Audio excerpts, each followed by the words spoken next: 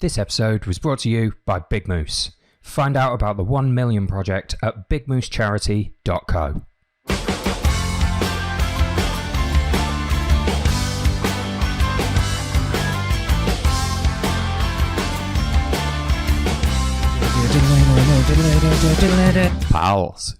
Pals, greetings and welcome to Everything Endurance. It is fantastic to be back with you again, and now in 2023. Happy New Year. Happy New Year to you all. I hope you had a great New Year. I hope you have a great Christmas. I hope we're all going to have a great 2023. This is going to be awesome. It's good to be back with you again. I realise there's been a bit of a break, but that seems to be what we do in busy times, and we have been busy. New websites and booking systems on Beyond the Ultimate and the Spine Race, lots of new race launches and just generally going out there around the world again, which has just been incredible after that couple of years of 2020 and 2021 of becoming reclusive adventurers. It's been great to be back out there and meeting our teams out there around the world again, like guys that we've worked toe to toe with in these incredible environments doing really challenging stuff that we then have been separated from for nearly 3 years at a time for some of them. So it's been amazing to reconnect with all those people over the last 12 months. I'm immensely grateful for that. Has mean we haven't been able to tuck in as many interviews and stuff for the podcast, but you know, fingers crossed for 2023. You may just have me in your ears a little more often. The last time we spoke, I think we were just on the run into the spine race in summer. It's no coincidence that we're on the run into another spine race now, and I am back in your ears again with an episode that is very, very spine-centric. Now, the spine is a big race. Whichever way you come at it from, it's a massive distance, like it's a massive challenge, it's a massive amount of people involved, a massive amount of resources needed to do it. Everything about this race is epic. And I would love to be able to put together a podcast series that I feel like does it justice, where I get to speak in detail to everybody that I want to. And who knows, maybe one day after I've retired and I've got the year to spend doing that, I will. But for now, I've created you something a little bit smaller. In the interest of this not ending up being like a 4-hour-long epic podcast you're trying to squeeze yourself through, I've created a series of minisodes. I don't think I've invented that word. I'm going to stick with it. These are minisodes, little pocket interviews of 15 or 20 minutes each with people who have a unique insight on the spine race or who are hoping to do particularly well when they come in January. Just general spine race legends that we thought you'd like to hear from. Now, of course, I couldn't cover everybody. Some of it's down to logistics. I couldn't tie interviews together with everybody. A couple of people were ill on the run-up to Christmas, just like half the country seems to be at the moment. I just couldn't cover everyone. Also, I've stuck only to people who are in the full race, and I still ended up with quite a long episode. If you were going to look at all of the many races within the Winter Race series, we could have been here all day. So apologies to anybody who I've missed out, who definitely you feel like should have been interviewed. I will try. Next time around, I'll try and hit even more people on the run into the race. Do look around though. There are other podcasts at the moment who are interviewing people about the spine race. In particular, have a look for Ultra Running Sam. So Ultra Running Sam Hill, good guy. I was on his podcast recently, so obviously a little plug for that. But also, I know he interviewed Kim Collison recently, and we've been chatting a little bit. He's putting together spine-related episodes, so definitely head over there and see who he's been chatting to. They'll definitely be interesting. Now, that's not to say that I don't have a very good lineup of guests for you today, because I absolutely do. In no particular order, you're going to hear today from Eoin Keith, multiple winner of this race. You're going to hear from Damian Hall, literally wrote a book on the Pennine Way, has been a record breaker on this route. We're talking to James Leavesley, we're talking to Ellie Eccles, we're talking to Elaine Bisson, we're talking to Sharon Gayter, we're talking to spine legend Bobby Cullen, who maybe isn't somebody who you're necessarily likely to see troubling a podium, but definitely has a really interesting story to tell, and there can't be more than a handful of people out there in the world who could come close to challenging him for how many miles he's actually covered on this race over the years. Now, you'll also find in this episode an interview with Anna Troup, #SuperTrooper. I'm going to get it out of the way straight away, put in the bad news. Anna Troup has since withdrawn from the race. And you'll understand why when you hear the interview. Now, me and Anna have talked about this. She's absolutely happy for us to still put the interview out there because we talked about this at the time of recording. She knew when we did the interview that she was managing her way out of an injury and that it was by no means a certainty that taking part was the right call for her at that time. And we felt that so many runners out there who will be listening to this will be able to relate to that, to the process of having to manage your excitement about an event against the long-term ramifications of potentially stirring up an injury that you've been struggling with for a while.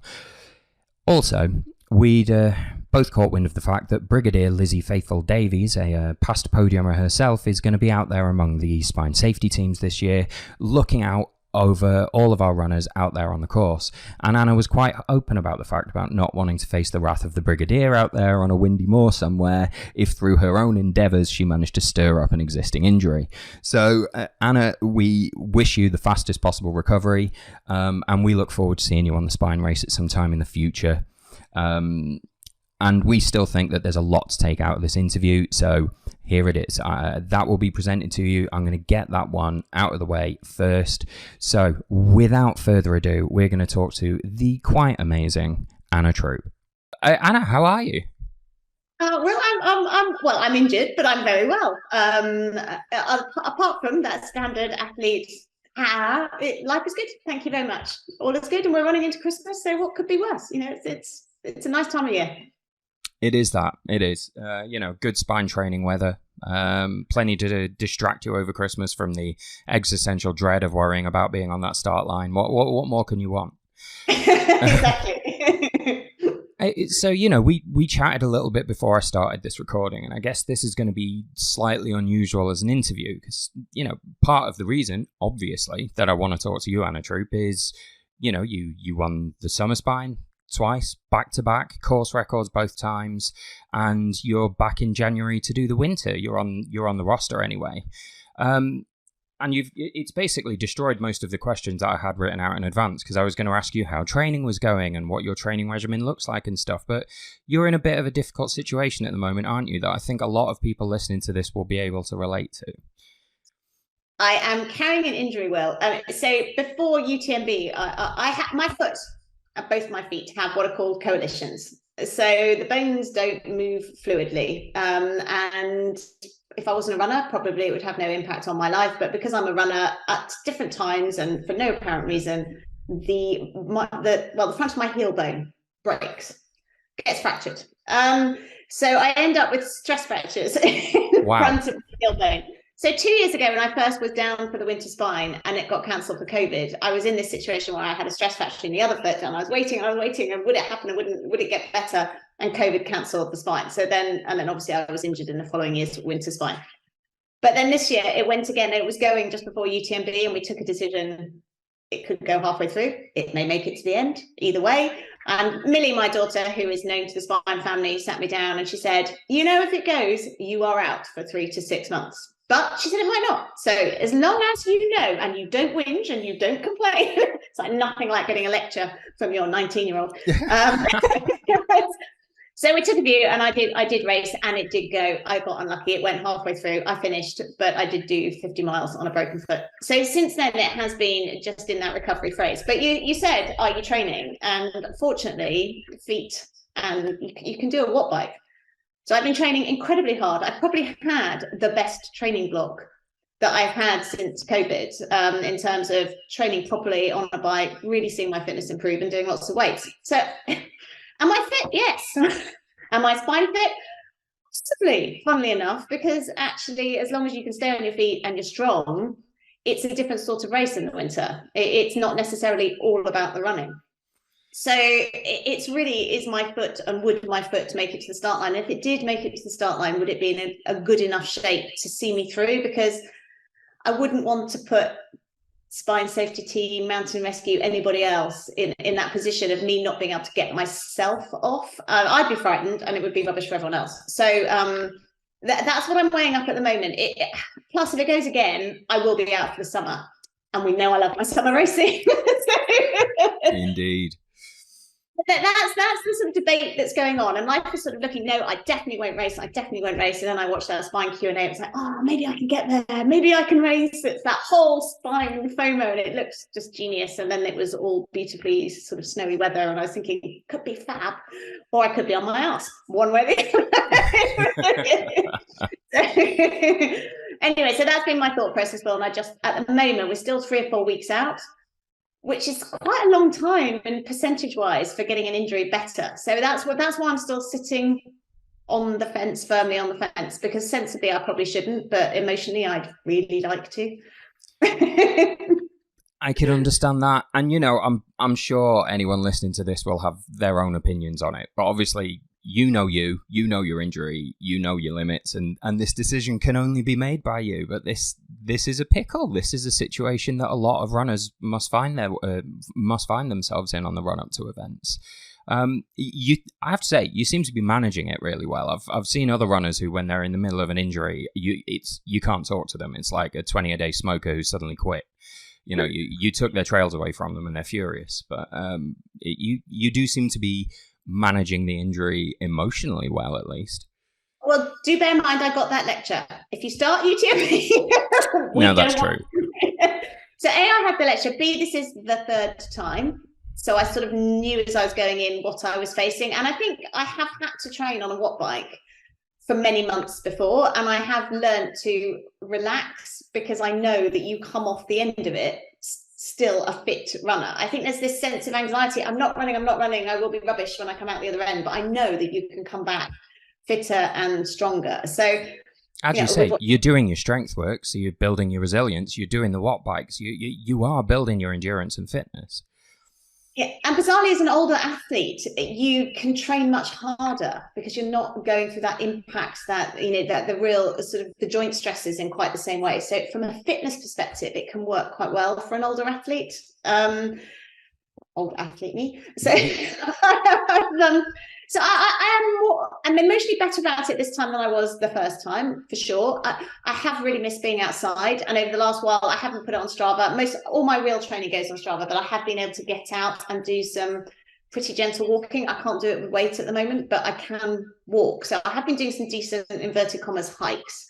They're just not on Strava, not the 20-30 mile back-to-backers that we do normally, but I have been building up the walking mileage. It's definitely not ready. That's why I know that that's top. Yeah. If I knew that I was hiking 20 miles a day with weight, I'd be like, oh, it doesn't really matter where I come. I'm going to do it.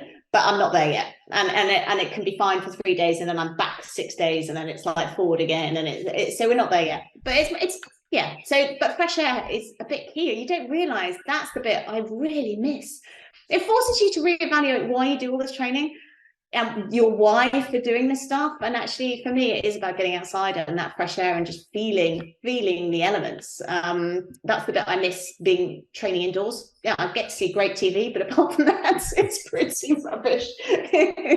Yeah, I mean, it's great getting to catch up on binging your series on Netflix, but that's not giving you the mental lift that you usually get from your outdoor training.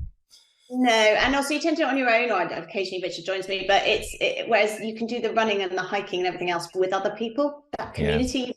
Yeah. Sabs will give me a call, can you come out for a run? It's like, no, Sabs, I still can't. You must be better, in true Sabs style. You must be. No, Sabs. It's a no. So yes, but yeah, it'll come back. It will. Still bike. My knees are all right. I think if your knees have gone and you can't bike and you can't walk, that would be a shocker. So, yeah, most of you is fully functional. We're moving in the right direction. And look, who knows? By the time I've got this podcast out after Christmas, your decision might have gone one way or the other by that point. I still think it's fascinating to hear this thought process. So, for what it's worth in the grand scheme of things, I wish you luck. I'd love to see you there, but not if it costs you your summer as well. Well, you talk about, before we started recording this, we talked about one of the big factors here being the fear of missing out on the spine. that it's hard to make a decision on this because you want to be there. What is it? And I'm asking you to encapsulate this in quite a small space, which is never easy, but what is it about the spine race? Why are you coming back to do this again?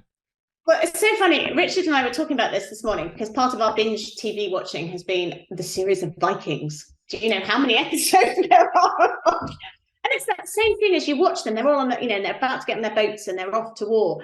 And why would you actually want to go and do that? But the ones who aren't going, you're going, oh, can I come too? Can I come and get killed as well? I think that's the spine. It's like, that looks really awful. But can I come and do it too? So, the fact that it throws so many things. I mean, it doesn't really matter. I'm a big believer that summer and winter are hard in different ways. I mean, the heat, I think summer is that sort of, that's the easy one. But the heat of the summer is really equally, I think, tough. It's different tough, but it's still tough. But the winter has that sort of, I suppose, the element of kudos about it, that people want to do it and want to achieve it. It's that self-reliance in probably pretty awful conditions. I mean, you're going to get such a blend. It doesn't matter if it's, I think Bobby Cullen put up some brilliant pictures of Crossfell, and someone said, oh, that looks great. He said, well, either way, it's going to be rubbish for the spiners, because it's either going to be this icy and this wintry, or it's going to be boggy. So that big puddle, it's going to be sort of man-high bog. So either way, you're going to have a tough time. So the end will feel amazing if you make it to the end. I think, so you're pitting yourself against nature, you're finding out what you can do. And there's some brilliant people, and it just creates fabulous memories. I think for me, that is what encapsulates the spine. It doesn't matter whether it's registration all the way to the finish.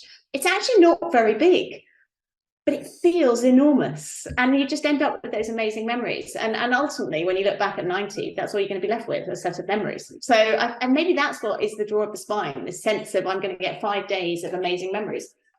Yeah, maybe. I mean, that's incredible. I haven't had anyone put it in quite those terms before, but that makes very good sense. You do. The memories that you make on the spine race are indelible. And I'm speaking from the point of view of just watching these moments happening rather than, being the participant myself. But I agree. I'll remember some of the finish line moments from the spine for the rest of my life. Absolutely amazing. And there's funny moments along the course. I mean, you get those as well, Will. There's hilarious things that just happen, and they stay with you forever as well. So I think it doesn't matter whether you're a volunteer or you're part of the race or you're doing the media. Everybody's involved in that sort of sense of all of these different memories and moments, and you just create this amazing friendship group as well, which is, I think, that is relatively unusual. It's this sense that you do make really good friends from doing that race across the volunteer group, across all of the different groups. You get to call different people friends forever, and I think that's quite special about this race. And maybe it's longevity, and maybe if you did TDG it would be the same, I don't know, but I think the spine has managed that spine family does exist, and I think that is another big draw. But then this is just like the Vikings. We are one family. We'll just go to war. Absolutely. We are one tribe. I'll talk to Phil about longboats at the start line. Yeah, we should lean into this, definitely. Lindley Chambers is basically already dressed as a Viking. All he needs is horns on his hat, and that's sorted. Precisely, we're there. We've got it. We've sorted it. Amazing.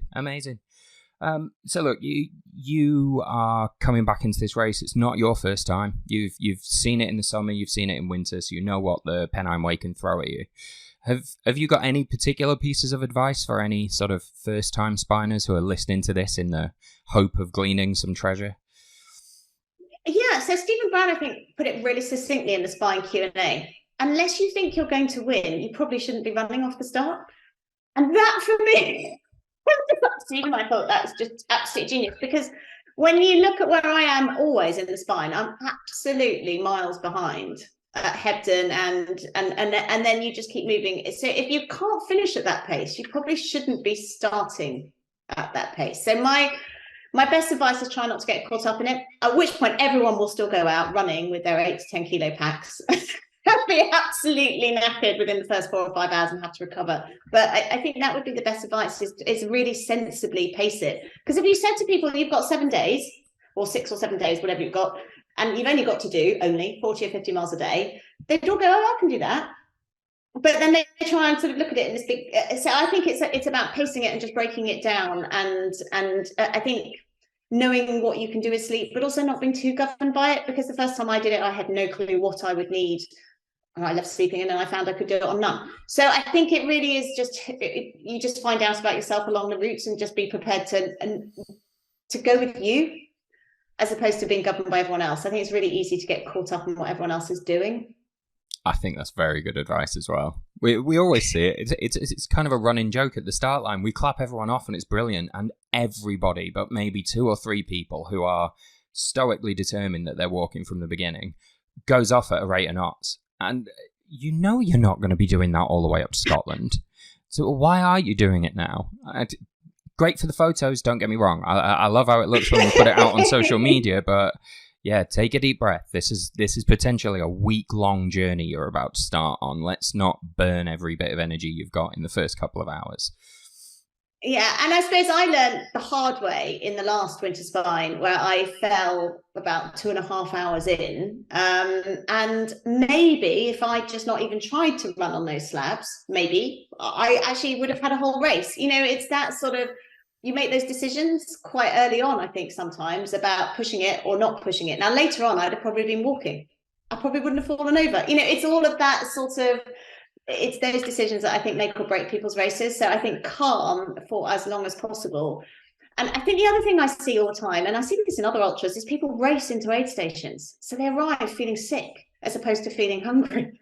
So it's like, be really calm.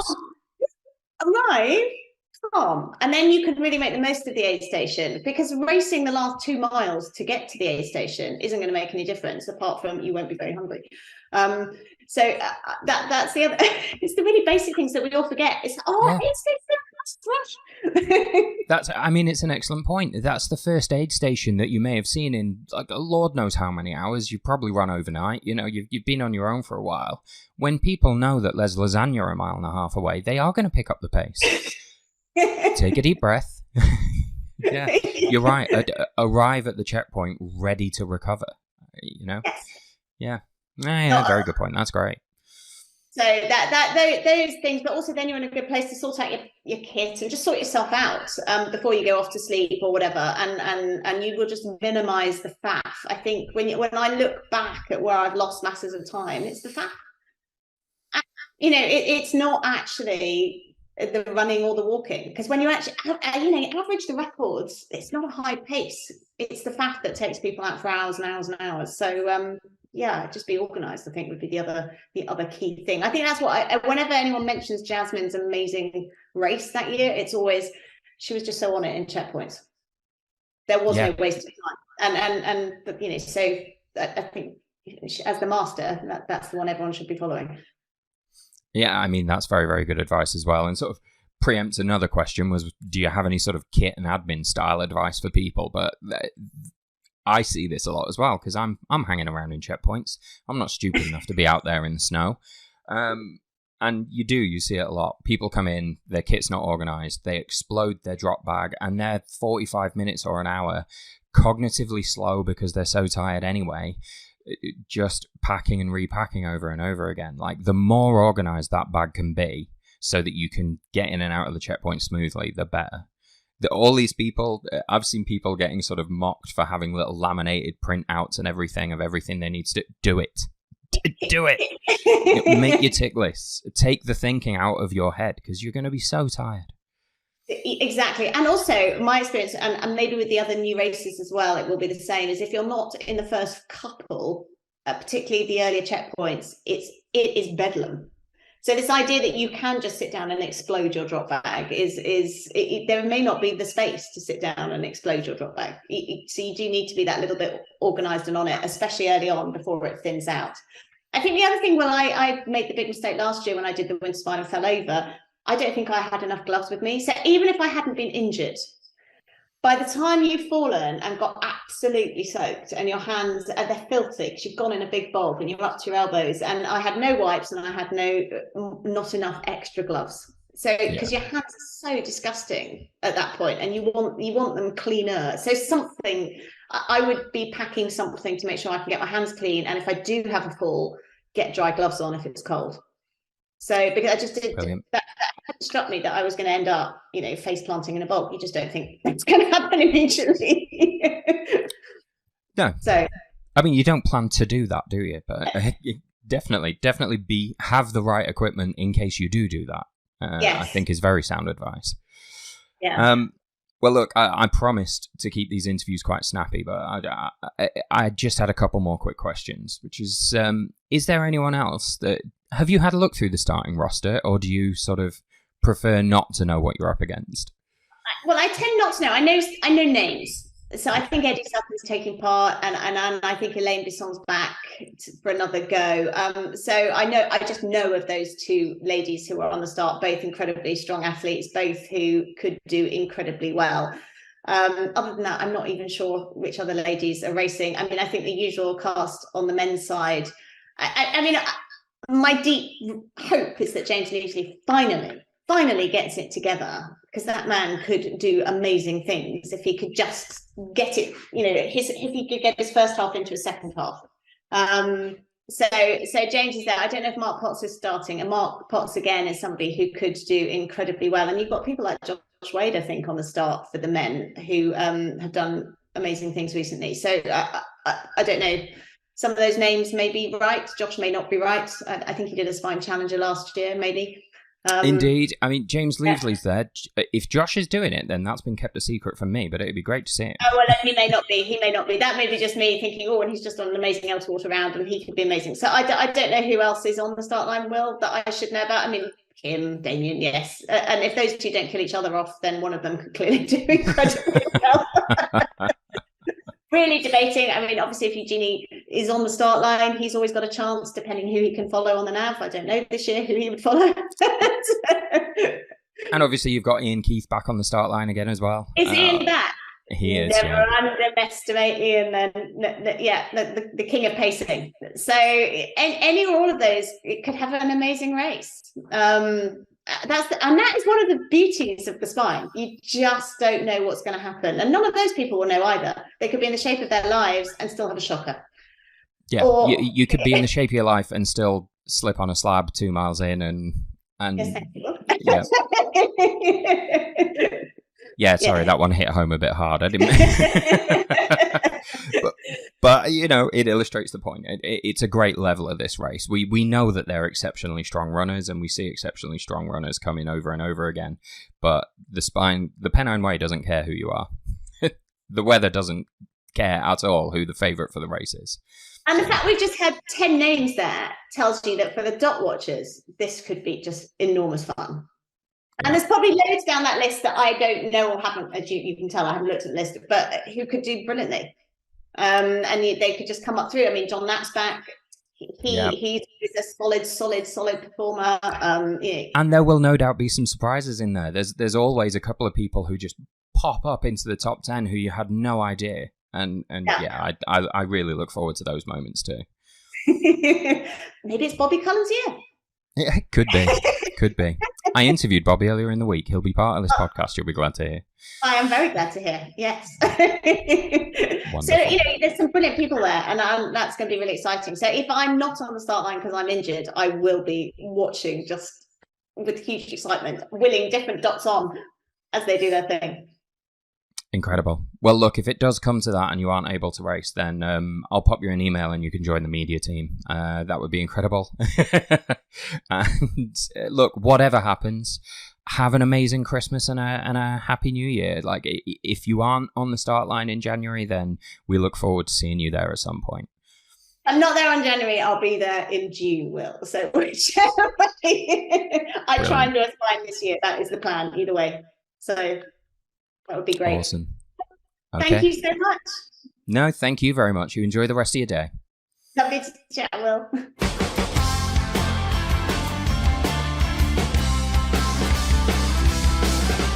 Good afternoon, then. Damian Hall. Out with a cup of tea in hand already, just as you're known for. How are you doing, sir? Hi, Will. I'm really, really good. Thank you. How are you? Yeah, not too bad at all, thank you. It feels like a long time since we've had a chance to catch up, and it seems a little unfair, but I'm going to hold you to this little 15-20 minute format I've got going on here. So, in as fewer words as you can manage, how's your year been? Because the last time we had contact would have been the spine race the last time around. Yeah, mixed. If you want one word, mixed. You took me very literally there. I should have seen that coming. From a running perspective, nearly everything I've tried to do, the outcome, has gone wrong or the outcome hasn't been what I hoped, if I'm honest. But I've had a brilliant time. It is dangerous, I think, dangerous isn't the right word, but like it'd be a mistake to obsess too much over the outcomes of things. And I've got to remember I've had brilliant days in the hills with great folk, the spine in January, the outcome wasn't there. I didn't get to the end. But I had absolutely brilliant time, honestly. And I felt good about my performance until that went wrong. But honestly, I had a brilliant time with, the other runners, the volunteers, just the people who come out as well in the middle of nowhere. Sorry, you wanted me to be brief, didn't you? I had a great time. I've had a good year without there being good results, is the truth of it, I suppose. Okay, excellent. I mean, you always sound happy when I talk to you, Damian. I'm not surprised at all to hear your positive philosophy on this. It does sort of make it a little bit difficult to ask my next question, though, which was, how are you feeling about the upcoming spine? I wanted to dig a little into how the preparations are going and what your expectations might be, if you even maintain expectations going into a race. Yeah, no, that's a good question at the end there. You have to, I think the spine, more than almost any other race that I've done, you've got to be really careful with your expectations. And even before I ever did the race in the first place. So I've done it. Yeah, I've started it 3 times, finished it twice. Early on, I remember reading those spine blogs of people just finding the race so slow compared to what they were hoping. They'd made a strict plan about getting to Hebden by this time, whatever, and it just wasn't happening. And that can backfire on your mindset massively. I mean, that said, I suppose I've got this almost personal data of 2 finishes and looking at comparable athletes and what they've done. And yeah, January unfortunately didn't. I got a sort of a groin niggle. My groin let me down, not for the first time in my life, and that got too painful, especially those cursed stiles around Alston, where it really sort of seemed to target that area. It's like hurdles through there. Yes. But in terms of expectations, it was all going so well. I was 4-hour lead I had, I think. And the weather it was even a lovely day, everything was going well except my groin. So I think the best thing to do is just remember what a brilliant time I had and go and have another brilliant time. Now, of course, I've got a backdrop of I've been 3rd there before. It'd be nice to do better. I think I can do. I can definitely finish in a lot shorter time than I have in the past. Whether that gets me better than 3rd, I don't know. But I think the best thing to do is concentrate on having a brilliant time. And part of that brilliantness is, the winter weather, the sense of adventure. And honestly, I'm just thinking mostly about that and embracing all of that. And of course, I want to, do well athletically too. But was that meant to be another short answer as well? No, that was great. I like this. The less talking I have to do, generally, the happier I am. I guess we know that you can be incredibly quick on the Pennine Way. Obviously, we've seen you do that under more lightweight circumstances. And I know it seems obvious looking at it from the outside that there are massive differences between a sort of planned, supported dash along the Pennine Way and the way it works during the race, where you're much more self-supported. But how drastic is that difference? Yeah, it's a good question, because in some ways, when you come to somewhere like, well, the great example is Slaggy Ford, the brilliantly named little place. Like, whether you're in the race or going for the record, on your own, or sort of outside of an event, there's always people out at Slaggyford cheering you on. Like, it sort of doesn't seem to matter to them. They just love seem to love the fact people are running through Slaggyford. So in that respect, it can feel quite similar. In the aid stations, I mean, the volunteers are just so helpful and supportive, and that can feel again a bit like when you're going for an FKT type thing, where people are there to, well, I suppose, treating you a little bit like royalty and getting every cup of tea you need. I suppose the big difference is there are other runners going at the same time, trying to get there quicker than you. But that can be really exciting, and often when you're running on the trail, there are so many hours out there that often you forget you're competing, really, and it's that kind of friend or foe thing. And I mean, I still ran, this year I ran 24 hours with Kim Collison. Probably for 23 of those hours, we were just running as friends. It was only when he stopped for a wee and I, tried to get away. Sorry, Kim. But most of the time, yeah, they're your pals. I mean, that dynamic's fascinating. Of yeah, do you wait for them to? Are you running together? But a lot of the time, there's so many hours to be had, and often there's quite adverse conditions. So it's nice to have sort of friends out there. That's the big. I suppose that's the main difference. And then also, the weather. Although the summer spine can throw all sorts at you, the winter, it is mostly dark. Oh yeah. And that can be, quite exciting. But it can also, I think it is more likely to send you, if you're on your own, it can send you, a bit more introspective. You can just be plodding along with your own thoughts, and some of us, sometimes that's good, sometimes not. So that's hard. The mental side of it is very hard. You seem to be coming into this with a sort of, from my point of view anyway, an excellent attitude, because the spine race is a leveler. We watched this last year, the 10th anniversary race. We had such a strong field, and we'd have had a better attrition rate if we'd have gone out there and set up a machine gun nest. We were picking off runners right, left, and centre, because there's only so prepared you can be for this, right? Anything could go wrong with your admin, little injuries that come up as you're going along this course, nav to think about, and everything else. How do you prepare yourself for that aspect of it as well?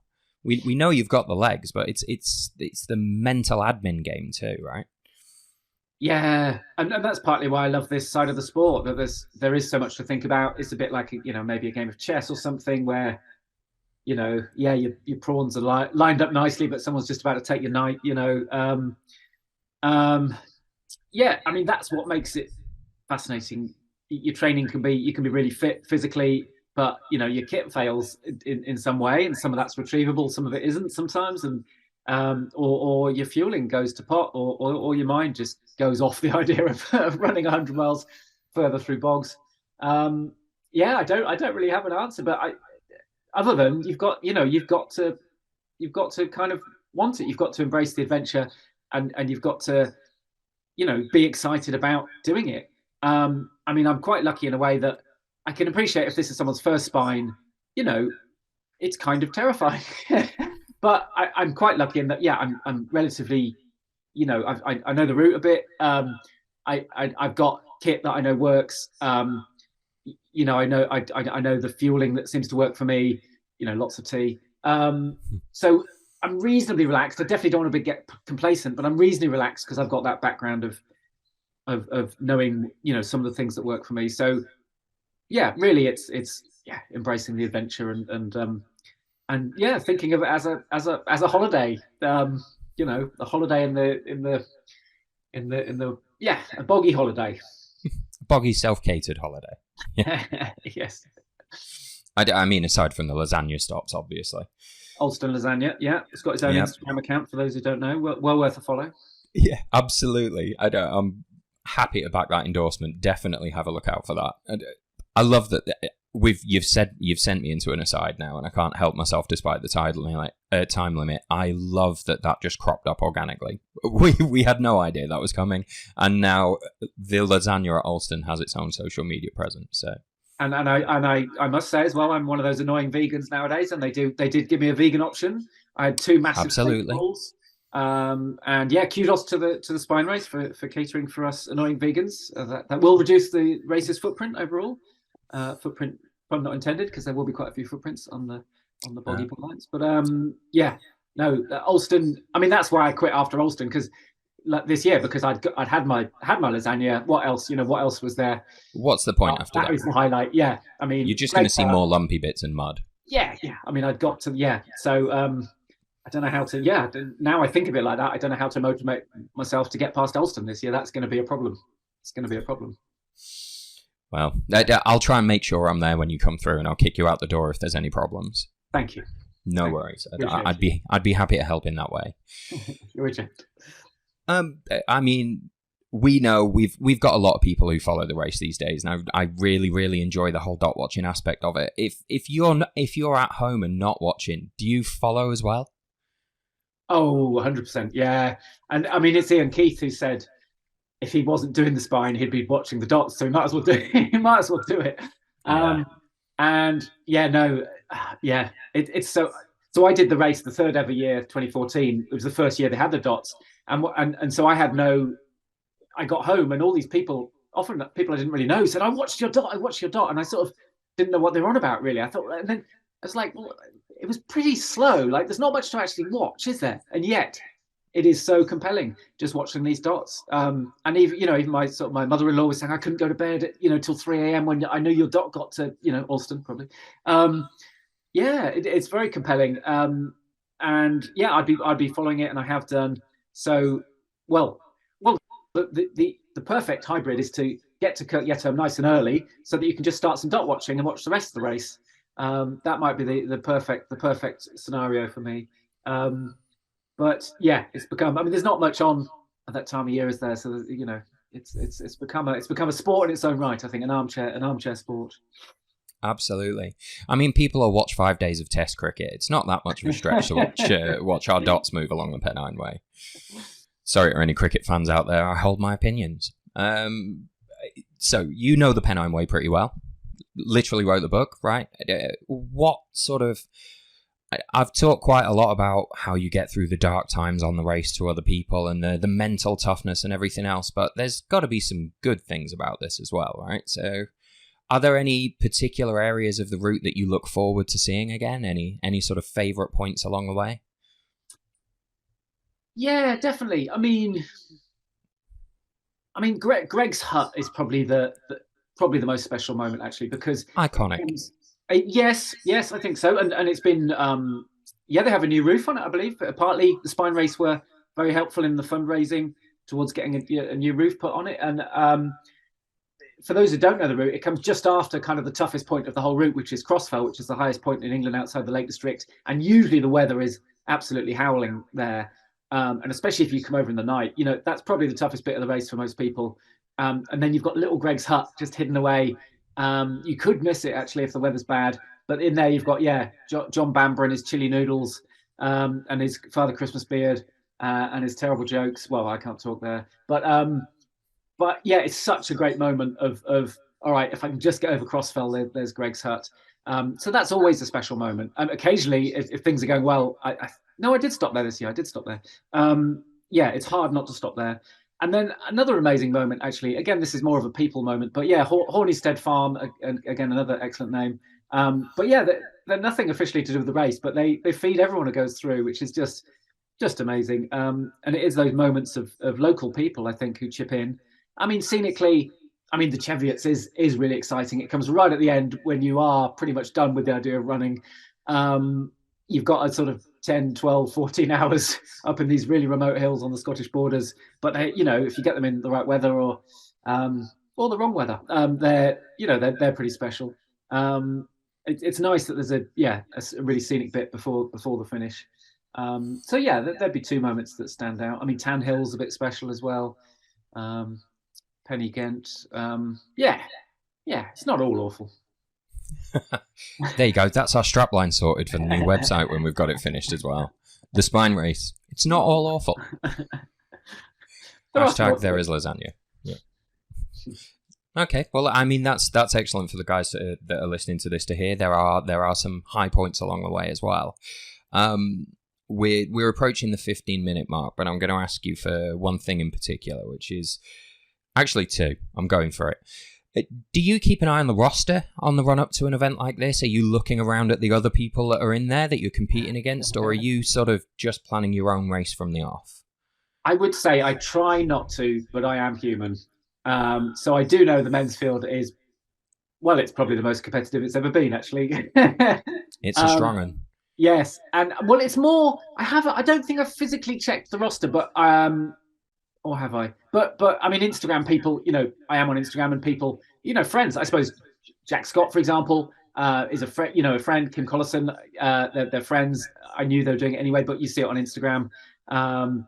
It's going to be really competitive. Sometimes people like Eugenie and Eoin Keith aren't on the roster till near the end anyway. But I expect them to be there, and they both know this race pretty damn well. The men's field looks really exciting, and that adds an element. I mean, I'm not going on Strava and looking at the training. I'm not that interested. I'm only interested in my training. But yeah, well, welcome to the spine race, lads. Yeah, welcome. And yeah, it is a strong field this year. This is going to be exciting.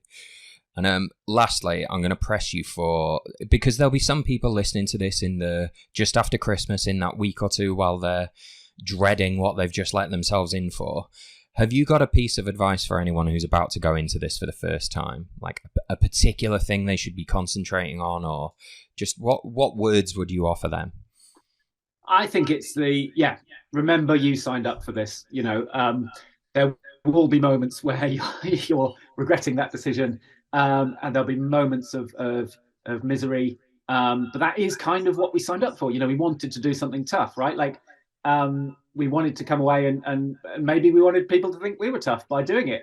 And again, I'm human. I'm not immune from those sorts of thoughts, but it will be tough. But remember, you signed up for it. You paid a lot of money. You probably spent a lot on kit. And try and remember that. And, there are lots of people who can't run. There are lots of people who are, no longer with us. There are lots of people who would love to be doing it. And it's easy to forget that sometimes. So, go and have the time of your life. Well, what a beautiful place to end there. I'm going to bombard you no more.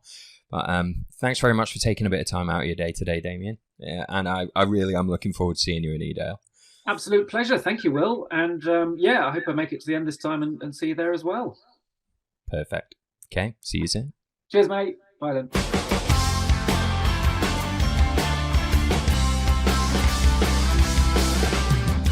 Good afternoon then to Ellie Eccles. Ellie, how are you? I'm good, thank you, Will. How are you? Yeah, not too bad, not too bad. This podcast is going to be going out early into the next year, but we are both right in the middle of our last day of work, right? Yeah, it's absolutely insane. I'm lucky the children have popped out for a couple of hours, so once we're finished, I've got a very small window to wrap all their gifts and pretend I'm far more organised than I really am. Well, I got to tell you then, more than ever, I appreciate you taking some time out today to chat to me. It really is appreciated. So we know that you're going to be doing the spine race in January. We also know it's not the first time you've been along the course, right? You were the second woman over the line in summer 2021. What are your expectations of the winter spine in comparison? Well, it's a really tricky one. So obviously I've got that summer experience. A few things didn't go quite as planned, so hopefully I've been able to draw from those. Winter, so I'm reasonably happy with the course. I have been out on it quite a bit again this year. And a lot of the things that I was really nervous of in approach to the summer race, you read the blogs and you hear the horror stories about Costfell. I no longer have that fear. I think my biggest concern about winter is my navigation skills in the dark could show me up. Other than that, I feel reasonably well prepared, I think. Good, I'm glad to hear it. I mean, you've had a big year running wise, right? You are a 24-hour runner for Team GB. That's absolutely incredible. Yeah, so, it's been a crazy year. Nothing I've done this year is really anything like the spine, but I guess there are some carryovers. So yeah, I ran for GB in September in Verona. I had a little bit of time off before obviously starting my training for spine. It was a real privilege to wear the vest. It was an amazing opportunity. But again, it's the complete other end of the spectrum. There's no packs, no head torch, no significant elevation whatsoever, and access to crew every 10 minutes. I was really lucky to be crewed by Reenie McGregor, so she was all over my nutrition. Amazing. So it's very much just running in its purest form. And I see the spines in a similar way. It's still running in a very pure form. It's just the entire length of the Pennine Way National Trail. And obviously there is some crossover. It's endurance, it's strategy, pacing, nutrition, all those things do carry over. But the races are, I would say, really quite different. The spine being perhaps an adventure. Yeah, well, you've just preempted my next couple of questions, which were all about that sort of difference between the two, because they really are quite drastically different in a way. As you say, the 24-hour stuff, huge feat of endurance. You've experienced a bit of sleep deprivation having put yourself through all of that, but there's a lot more factors at play with the spine race.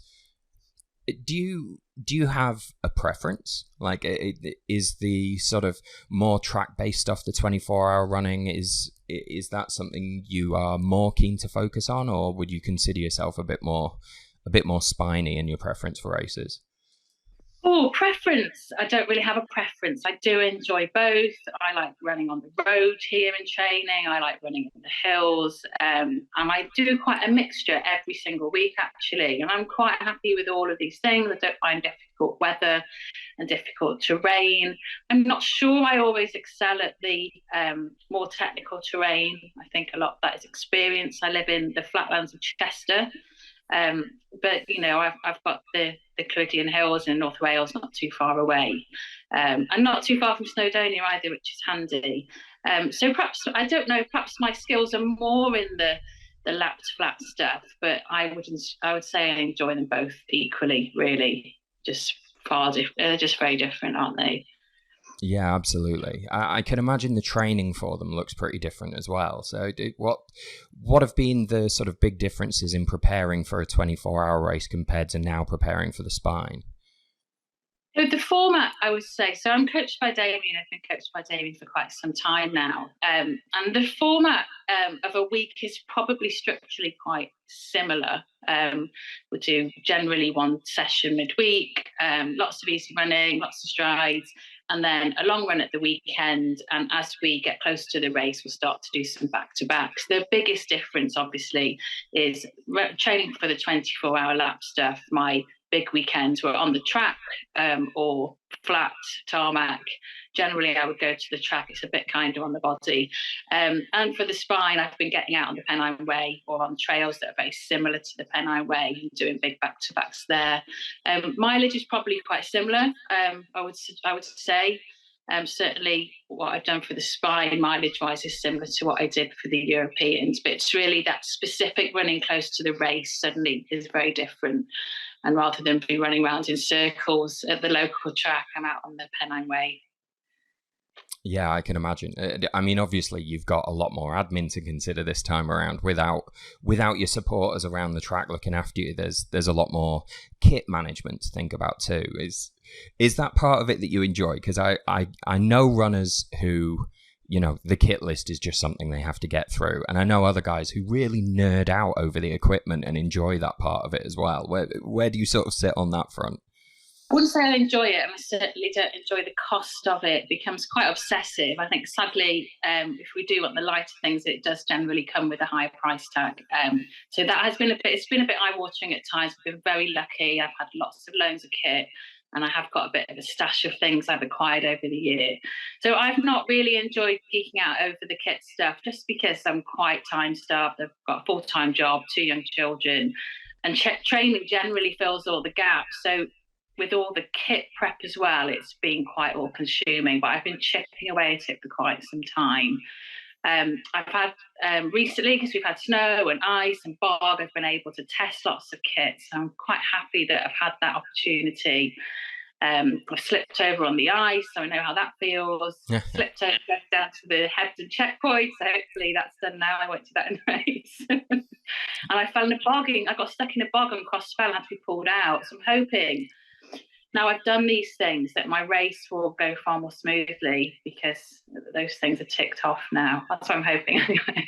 Perfect. I mean, definitely worth doing the recce so you can get these slips and trips out of the way now. Absolutely. Excellent technique.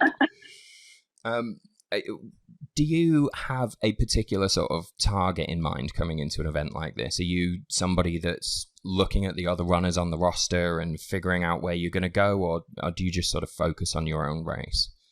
I'm really trying to focus on my own race. I've obviously looked at the start list. I think we all do. In the past, I've looked people up. I haven't done that this time. There's a lot of names that I know anyway. There's a lot of amazing runners on there. But I do think, and a big takeaway from the summer, is anything can happen on these courses, particularly because of the distance and the sleep deprivation and the terrain. They do pose lots of opportunities for things perhaps not to go as planned. And I think with that in mind, it's really important you run your own race. So I've tried to, there's lots of stuff going on around me. I'm trying very much to block it out and just, I can only do what I can do. So I'm trying to just concentrate on my own race, really. But yeah, I've looked at the start list, and there are some really talented runners on there. So it's exciting, definitely exciting. Absolutely. And do you hold yourself to a sort of specific target though, or are you just going out there and giving it what you've got? I'm just going to go out there and play my own game. I think the longer the race, and we don't know what the weather conditions are going to be. I think it would be almost foolish of me to predict a time. I was out in the ice Saturday, Sunday, did some fairly big training runs. It was so slow going because of the ice. If the whole course was like that in January, it would add hours on to anything that I'd predicted if it was perhaps just a bit muddy and wet. So yeah, no time in mind, just manage myself properly, make sure that my pace feels right throughout, and we'll see how it goes. I know I wasn't going to get anyone to sort of, I knew nobody I was interviewing was going to be like, hell yeah, I'm going for the top 3 this time around or anything like that. But I think it really says a lot about this race that everyone's going into it knowing that there are just so many variables. You have a system, but you can't have a strict plan. You can't know what time you're going to be in a particular area, right? Yeah. I remember going thinking, particularly with a more road running background, thinking, oh, it's so slow, I'll run that at this pace. I remember Damian saying, you might be surprised. I was thinking, don't be ridiculous. I know you'll be running far quicker than that. But, the reality is a lot of it is quite slow going. And I'm hoping, that I can really draw on some of my experience in summer, particularly the things that didn't go so well. Fingers crossed. Are there any sort of areas of the course that you're a bit more trepidatious about than others? I got a little bit lost quite high up north, and it's probably the only bit I haven't recce'd. It was dark when I was there. It could well be dark again. We didn't have a handheld GPS last time in summer. I was using my watch. So perhaps that will help. Perhaps I'll just remember the recce's I've done this year. A lot of it didn't feel new. Some of it did, but a lot of it is very familiar. So yeah, just that really northern part, particularly as you're at your worst by then too, aren't you? Yeah, absolutely. Everyone's navigation gets a little bit patchy as they get further up the course. But it sounds like you've done the right thing. You've done the recce's. It's starting to feel familiar to you now. That's all great. I imagine you found a lot of value in going out and recceing the course.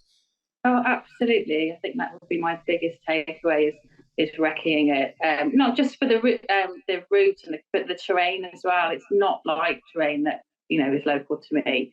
I'm not miles away. There's quite a lot of logistics in doing the recce's. That's been quite challenging. A lot more travel than I perhaps would have liked, and convincing people to meet me at the end in the middle of nowhere. It's not been easy, but I really do think it's valuable for things like this. There are some little quirks on the trail, aren't there, which can easily catch you out. There really are. Hopefully, I'm in a good place. I feel like I am, but I don't want to go in overly confident. It might all look very different in the dark. Yeah, it really might. So in terms of, the race itself, is going to be hard. I mean, you were there in the summer. There must have been sort of tough moments as you go through that race. I've never known anyone that doesn't sort of have a few low moments during a race as big as the Spine. Is there anything in particular you do to sort of push through those more difficult times? I mean, generally in ultra running, there's always lows. There were when I was running around in circles in Italy. I generally just have something to eat. I think that can often change things, and give myself an hour, or maybe give myself a target destination to reassess. And things almost always feel better. So it's trying not to wallow too much in the moment. Give yourself, a point in time where you'll reassess and see if things feel a bit better. I really struggled with my feet in the summer from about 70 miles in. So I'm hoping that I've solved that issue and we'll have a far better race, because that really did quite get me down, actually. So fingers crossed for feet as well. Well, for the sake of anyone who's listening to this and is going into the race in January and, almost certainly they'll be feeling a bit overwhelmed by the challenge, they'll be a bit worried. And I imagine they'll be listening to this hoping to glean a few nuggets of advice from some of the other runners. Is there anything in particular you would say to these guys who are about to take the start line for the first time? Oh, so really, I'd be hesitant to recommend any winter kit because I've not got a lot of winter racing experience. I do regret not using my poles right from the start in summer. I don't think I grabbed them until Hebden. I think I perhaps should have just taken them from the start. I think the poles are really useful, and I know it's probably really obvious and everyone would take poles anyway, but not just for getting up the hills. They're useful, I think, in winter for testing the bogs and the ice and, footing, and also for keeping animals at arm plus poles length. I had to use them a few times. I had a little dog chasing me. I felt much happier with a pole distance between us and not just my arm. So poles invaluable. Something I think I listened to on a podcast that someone said, always take a bigger cup in your drop bag for a proper brew at checkpoints. I'll definitely be doing that this time. Yeah, I really missed a decent brew. But other than that, I'm trying to think what would be useful. I would say the recce's on the course are invaluable, really. I wish I'd done more for summer. I just didn't have the opportunity from memory. Just time didn't allow. But I think, the recce's and you read these blogs about Crossfell and Cold and Snout, and I built it up in my head something that it really wasn't. And to have seen that before the race, I think would have been really valuable. So my advice would be to get out on the course if you can, but it's not always easy, particularly when you train on your own, as I mostly do. The public transport and the logistics is quite tough. It is. We call this an unsupported race, and that's true during race week, but everybody needs a bit of a support network around them in order to be able to train for this thing, right? Like, as you said, you need help getting to places. You need help managing your life admin while you're off up a hill for a whole day. So it really is a bit of a team effort. Absolutely. And I was really lucky and probably a little bit cheeky. There's a lady that I follow on Strava. I'm not sure even how I've ended up following her, but she's done spine before, and we were chatting. I think I probably sent her a cheeky message saying, how did you manage to recce this logistics-wise? And she has been amazing, and we've been and stayed away at the weekend together, and she's picked me up we've done, we've helped her with transport, we've run different legs, and we've really been a bit of a team. So I'm without that, I think it would have been almost impossible. So I've had a few people supporting me, and hopefully I've supported them too with their training. Well, hats off again to the ultra running community for those little bonds that just form along the way on these journeys. That's absolutely brilliant. So, a shout out to whoever that was. Lou Phillips, amazing lady. She's formerly my spine mummy now. And she's, I think she's doing the Challenger. Incredible. I'll make sure to keep an eye out for her. Mine too. Well, Ellie, thank you very much for taking the time out today. I'm not going to hold you for any longer because I know you've got a to-do list to tick off before you get to celebrate Christmas. But I really appreciate you taking the time out of the day today. Oh, thanks for inviting me to chat. Thank you. Brilliant. I'll see you in Edale. All right, cheers. Take care.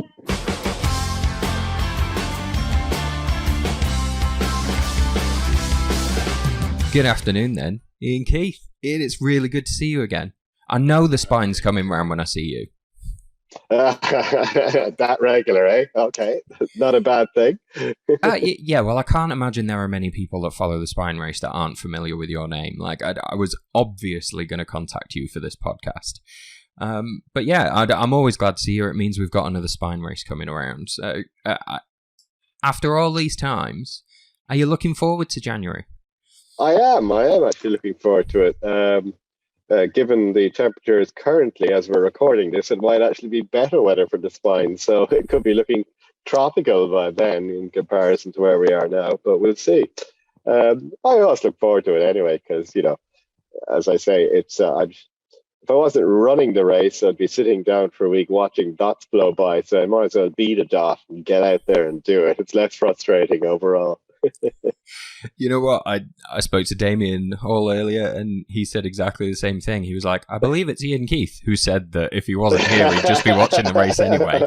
And it was the same for me. So. Yeah, I'll have to patent that one. Yeah. And we'll have to hope none of you find something better to do in January. It's unlikely. January is just not that time of the year that's conducive to other kinds of fun and games, really, is it? No, it really isn't. So I was really glad to see your name pop up on the roster again when I first had a look at the roster for this winter. And I got to say, the last time I saw you, you'd won the summer and the winter. You've had a course record on this race. You've been up on that podium no end of times. I wasn't 100% sure if you'd come back or you'd be looking for a different challenge. It's not that we're not very, very happy to see you again, Ian, but what's drawing you back to the spine race start line? Well, you often see the spine on lists of top 10 hardest running races in the world, and quite often I look at 4 or 5 of these races and say that shouldn't be on the list. But spine is one I always say, oh yeah, that should be there. That's always a reason to come back, because it is a genuine challenge. The winter spine, no doubt about it. You get tested in lots of ways. It's if nothing else, it's a big sense of humor test. So it draws you back in. There's not a lot else happening at this time of year, so it's a good thing to target. It keeps you interested over the more lax winter months, to have something to look forward to anticipate. And yeah, it just draws me in. The spine family draws me in as well, of course. It is a thing, and I'd miss it if it wasn't there. So despite having done it many times before, I actually enjoy being part of that family. That's possibly at this stage one of the biggest draws. There's so many people I look forward to seeing again that even if I wasn't running it, I'd still want to be part of it somehow. Yeah, well, if you ever do decide not to run it, you'd be welcome as a volunteer, Yeah, and I think it'll happen because, I'm pushing on an age in a big way. It's unlikely I'll win again. I know I've said that before, but it is unlikely I'll win again. So the time will come where I might be pushing the cutoffs a bit much, and then I'll head towards the volunteering side of things for sure. No, if that happens, I'll talk to Phil and we'll move the cutoffs a bit for you. So after this many times, though, it does still remain as big a challenge for you, doesn't it? Because I can imagine there's people who think that he must just have it memorized by now. Like it can't be that difficult for him. But I can't imagine the spine race really gets much easier. There's different challenges every year, surely. Yeah, every year is a different challenge. You don't know what the weather is going to throw at you. I do know the course a lot better, no doubt about it. I can do most of it off memory. I'm good that way in terms of navigation. I have a great memory for location. So even now, as I'm thinking about it, I can actually run through the course in my head in the evenings and remember everything. And of course, that puts the pressure on myself not to make a mistake, having said all that. So, the pressure doesn't decrease. That's it, I've recorded it now. Exactly. And, I'm still learning a lot. Last year was my most successful year in terms of handling sleep deprivation. I learned tons about myself doing that. And you'd think at this stage I'd know how to do all this, but no, you're always learning things. You're always learning, lots of different techniques, and, there's so many different aspects to get right. And there's so many different challenges that you never stop learning. And I think in ultra running, and certainly ultra trail running in general, and multi-day racing in particular, you never stop learning. There is no Bible there. There is no set of top 10 things to master and you've done it. No, it's just learning. And it's one of the great attractions of the sports. And I think it attracts a lot of cerebrally minded people who like the mental challenge of that as well. The fact you can't relax, the fact you do have to keep learning. And, that's actually a big attraction. You know what, Damian described it a little while ago as kind of a game of chess, and he enjoys that aspect of it. And I've seen plenty of other runners who, as you say, they're cerebral in their approach to this kind of a race. but it absolutely lends itself to that, right? Like, you couldn't take on the spine by just running as hard as you can until you get to the finish line. There's a lot more variables. A lot more, and you see some great runners turn up who, have some parts of the toolkit required, but they might be missing one or two, and it often ends in disaster. Some memorably and spectacularly. So, so you just never know. And you look at the list of names in the start list, and you say, "Oh, wow, he's interesting. He'll do really well." And sometimes, these people can have an absolutely disastrous race. So it's fascinating to see. And you never know what's going to happen. Again, last year was a brilliant illustration of that. There was so many ups and downs. It was just mind-boggling. I've never had to announce new race leaders that many times. It was crackers. Absolutely, and that's the joy of it. That keeps us all interested. And it's certainly looking at the rosters, but got potential for the same again. Or you never know. You just never know. Yeah, it is a strong looking roster this year, which has kind of answered my next question, which was, are you quite self-contained in how you approach these events, or are you looking at the roster and seeing who else is going to be there? It's a combination of the two. I look at the roster, absolutely. It keeps it interesting. But at the same time, it wouldn't affect my approach in any way. It's just, being a bit of a race nerd and being interested in it all, I look it up. And, if I don't know someone, I might check them out. And you see interesting names, and you go, ooh, that's interesting. And, it's part of the fun. But it in no way would change my approach to how I race. You can look at it either way there. And you say you learn a little bit more over the years as you go. Has your approach to training changed at all since you were last crossing that finish line? Since this time last year, I'm battling old age a bit more, so that does tend to change my approach a bit. So yeah. And I've had a few injuries this year, so as a year, it's been one of my more up and down years. So it's been a very different approach compared to last year, that's for sure. And are you going into this with any kind of target in mind for where you think you might finish? Well, everyone hates that question. I'm sorry. Everyone hates that question. No one is ever going to say, "Oh, I'm out here to win this thing," because you're just putting yourself up as a target. It's an instant fail, really. You can guarantee your own failure. But yeah, I suppose I would have a target, first of all, to make my flight at the end, which I have pushed out a day. But still, that's what I call the Michael O'Leary gamble. It's still booked before the end of the race. I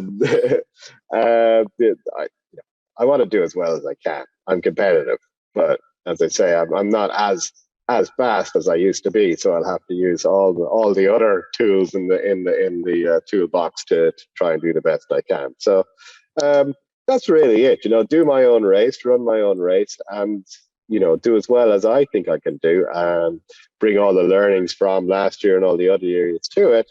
And if you run your best race, your best results should, in theory, pop out. But of course, that's the start line, and it's the old Mike Tyson thing, the plan is all well and good until someone punches you in the face. And spine, nothing like the spine to punch you in the face. So whatever, you can end up actually racing head to head against someone. I've had some interesting ones over the years, against various people, which changes your approach mid-race, or, you can end up running in your own and running, having a totally different kind of race. So you just don't know what's going to happen. And, part of the fun is going with the flow of the event like that.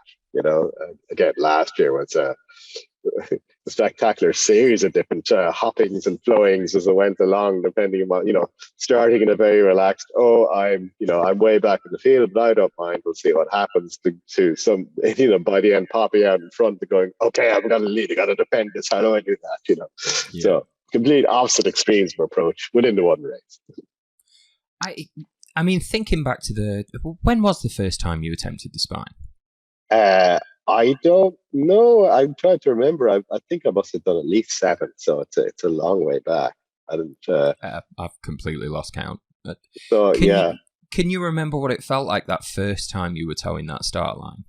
Like, I can. we're going to have a lot of people in that position listening to this podcast now who are going through these feelings, who are about to face this monster for the first time. Can you remember how that felt? Yeah, it's a combination. Obviously, there's a fear of the unknown, I suppose, in that it's a very specific challenge. But I knew I had all the skills I needed to do it, and I knew I'd done not the same, but I've done enough different races to have an idea of what was coming. I've done multi-day races. I've done trail races. So I knew I had all the bits. It was a matter of knitting together. I even had a race plan. I'd analysed Pavel, decided what his weakness was, and had a plan of how to tackle and beat him. So I actually went in a highly competitive mode, and that was kind of my focus on that first race. So I gave myself something to focus on and gave myself tasks to do. And I had that plan and got punched in the face. That spine really punched us all in the face that year, because that was the year that the race got stopped twice because the winds were so high we couldn't even stand up at some point. So all plans went out the window on that race. It turned out to be an extremely dynamic race. And even after we finished, we didn't know what the result was, because as it turned out, I reached the finish line first, but Pavel had more accumulated bonuses, so he actually popped out in front after all the mats were run. But it was so close that we didn't know for quite a while after we both finished. So it was one of those races, So I do remember that start, and I suppose there is the fear is too strong a word, but anxiousness of some kind about what's ahead of you. But then you've got the gear, you've got the training done, you've got the preparation done. You can only go out and enjoy it, which is what you have to do. And that's what I did from the off. It's put in all any anxieties to one side and just concentrate and getting out there. And my plan was to race, and that very much engaged me. And I made some great friends along the way. We had a great time running. That's where I first met Damian, for example, and we had a great time. We were running together for quite a while. Oh, I bet that was great fun. I mean, he describes it as a holiday. I bet it felt like it at times. Well, it was good conversation anyway. Wasn't quite. I think that was the year it's not Barbados phrase was thrown out. So yeah, it's not quite a holiday in Barbados, that's for sure. No, very true. Well, look, speaking of these people who are about to go into this for the first time, is there anything in particular that you'd say to someone that is standing there knowing they've got this behemoth of a race ahead of them? Is there something in particular they should be keeping in mind or thinking about as they take on the challenge? Embrace it, enjoy it. They pull the maximum good you can out of it. You spend it long enough just preparing and thinking about everything. Now that's all done. Now it's just time to get out there and enjoy it. As much as you can. It might be type 2 enjoyment, but dig in and embrace it. Enjoy the adversity, enjoy the challenges, enjoy the unknown. Brilliant, absolutely brilliant. And what do you think it is, given, and I'm trying to think of here from the sort of outside of the scene a little bit, and it is people use the word suffering quite a lot behind the scene. There is definitely suffering involved in taking on a challenge like this. It's a hell of a long way that you're doing it for a hell of a long time. What is it that keeps you motivated while you're pushing forward? Because there's bound to be times where even Eoin Keith is questioning whether it's worth putting another foot in front of another.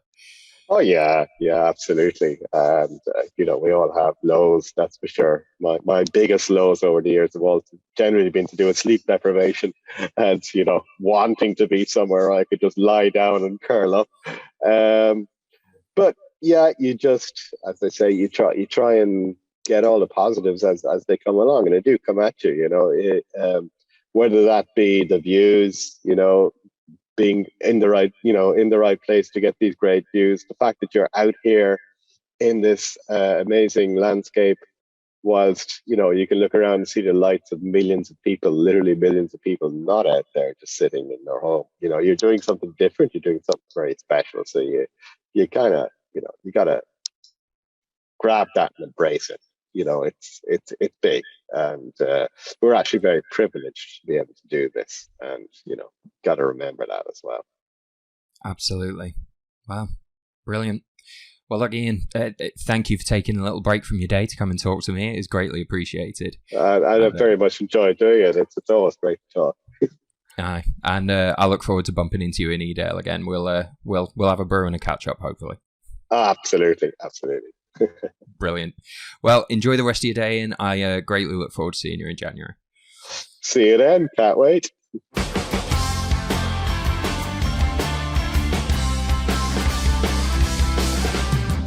Okay, greetings then, Elaine Bisson. Elaine, how are you? I'm good, thank you. How are you? I'm very well, thank you very much. It's really good to talk to you. We were just saying before I started recording, the last time I saw you was kind of crumpled in a heap in a plant pot outside the Border Hotel in Kirkyettam. I take it you've recovered since then? Yeah, I'm a little bit more with it than last time you spoke to me. I was a state, wasn't it? I felt terrible. Honestly, there's some of my favourite photos from the event, but I felt really bad. We were all just surrounding you while you were sort of crying in a plant pot. So I'm sorry if we ruined a private moment there for you. Not at all. So yeah, usual moment to find yourself in. There's a lot of emotions at that finish line. I'm getting used to it. It's not a good spine week if I haven't cried at least once, let alone the runners. So thank you for providing some more emotion. You came second that year, which is absolutely fantastic. I mean, after having some time to reflect on it, how did that feel? At the end, it was amazing. It's a really long race, and there's lots of highs, there's lots of lows to it. So it takes quite a long time to sort of process it, I suppose. I'm not sure that I love it. I'm not sure that I hate it, but it's drawn me back again this year. Well, I guess that skips us ahead a little to my next question, which is, it's interesting to hear you say that you don't know if you love it or hate it. And I've heard similar things from other people who come back to the spine again. So it seems indefinable, but do you know why you want to come and do it again? Is there a particular aim in mind? What's drawn you back to the start line? I suppose like last year was the first time that I'd done a race like that, where it wasn't kind of staged over that distance. So I'd done the Dragon's Back, but this was the first one where there wasn't kind of fixed rest points. So it was kind of like a dress rehearsal maybe for this year. There was quite a lot of things that I'd done wrong or that hadn't sort of gone so well. So I'm hoping that I can improve on those and kind of finish in a better state than I was last time. Although hopefully, yeah, still really pleased to finish, but not such a mess. Is there anything in particular you are planning to do differently this time around? So the biggest problem that I had last time was my feet swelling, which caused a lot of pain. I didn't have big enough trainers, so I got bigger trainers, but not big enough to stop it hurting. So that's kind of my number one thing to sort, which I hope I have. And then it's just lots of little things that probably add up to make a big difference. I think my pack's a lot lighter again. And just having done it already, I feel a bit more relaxed going into it this year. As relaxed as you can be with 268 miles to cover. I mean, obviously, you mentioned the Dragon's Back there. You came second in that in 2021, then came in second in the Winter Spine, there's a little expectation here. We see Elaine Bisson on the roster now. We expect you to do quite well. Do you set yourself a target before you go into a race like this, or are you just doing your own thing? I just do my own thing. I know I haven't looked at the entry list this year, but last year there was definitely a lot of really good female runners. I'm sure there's lots again this year. It seems to be getting a little bit more popular for women. So it's just to go in and run my own race and hopefully finish feeling more proud of myself. I was proud last year, but I kind of dragged myself through a lot of it. I think everybody who does this race will go through probably a few periods of time where they do feel extremely low, where they are having to drag themselves along, like you've just said. What do you draw on in those moments? How do you keep yourself moving forwards? I suppose like a big thing for me is kind of that finish line is when I'm allowed to stop. So if I can keep moving, I'll get closer to that finish line. And you kind of know you do have these low bits, but you know, if you give it enough time, and usually for me, it's like the sun coming up. The night times I've found really, really hard. And immediately, as soon as the sun sets after like the first night, I start feeling really, really tired. But as soon as the sun comes up again on that next day, it just seems to wake me up again. And then as long as the weather's okay, I can kind of deal with it better and feel happier.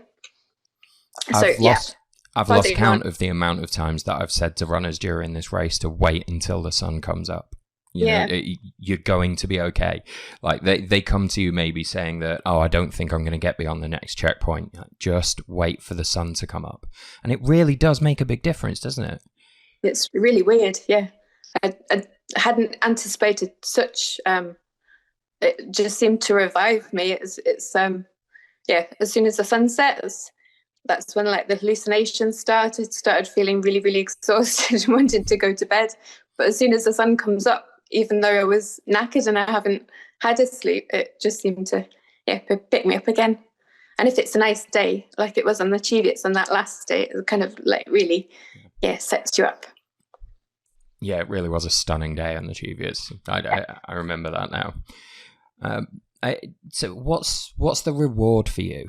Because obviously there's a lot of emotions mixed up when you cross that finish line. A lot of relief mixed in there as well.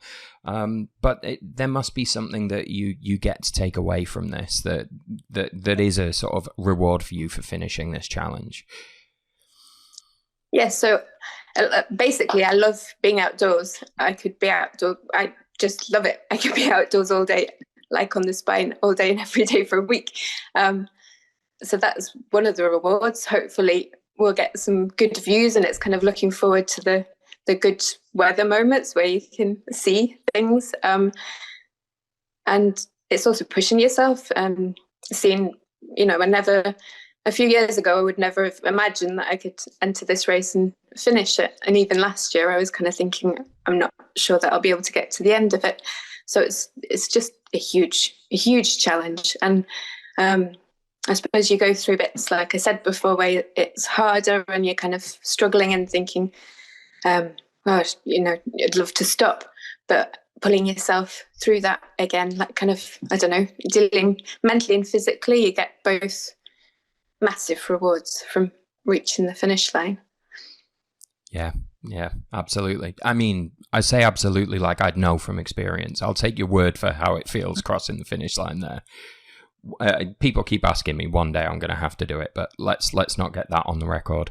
How has the year been then? Thinking about how the preparation for this race has been going, how has the year of running been for you?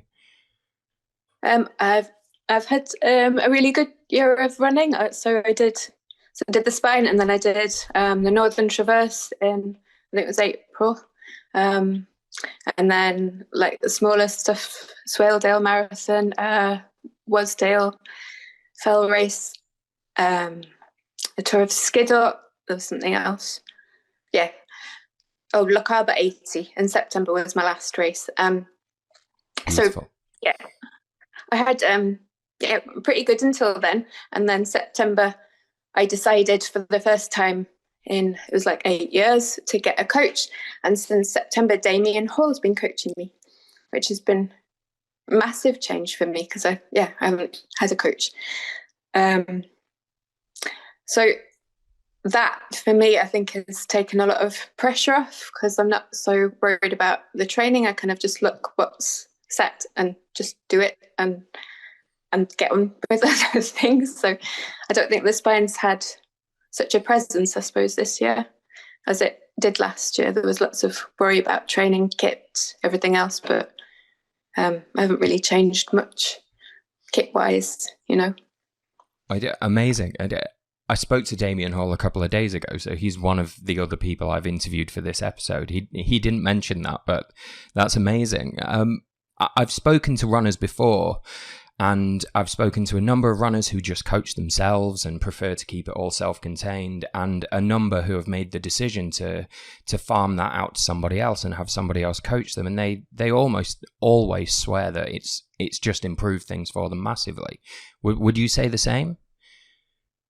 I think if the way that I was going, if I'd kept training as I had, I'd probably be stepping up all the time. I'd kind of think, well, I've done this now. How do I get better? I have to, do more and more. So I was probably at risk of kind of overtraining.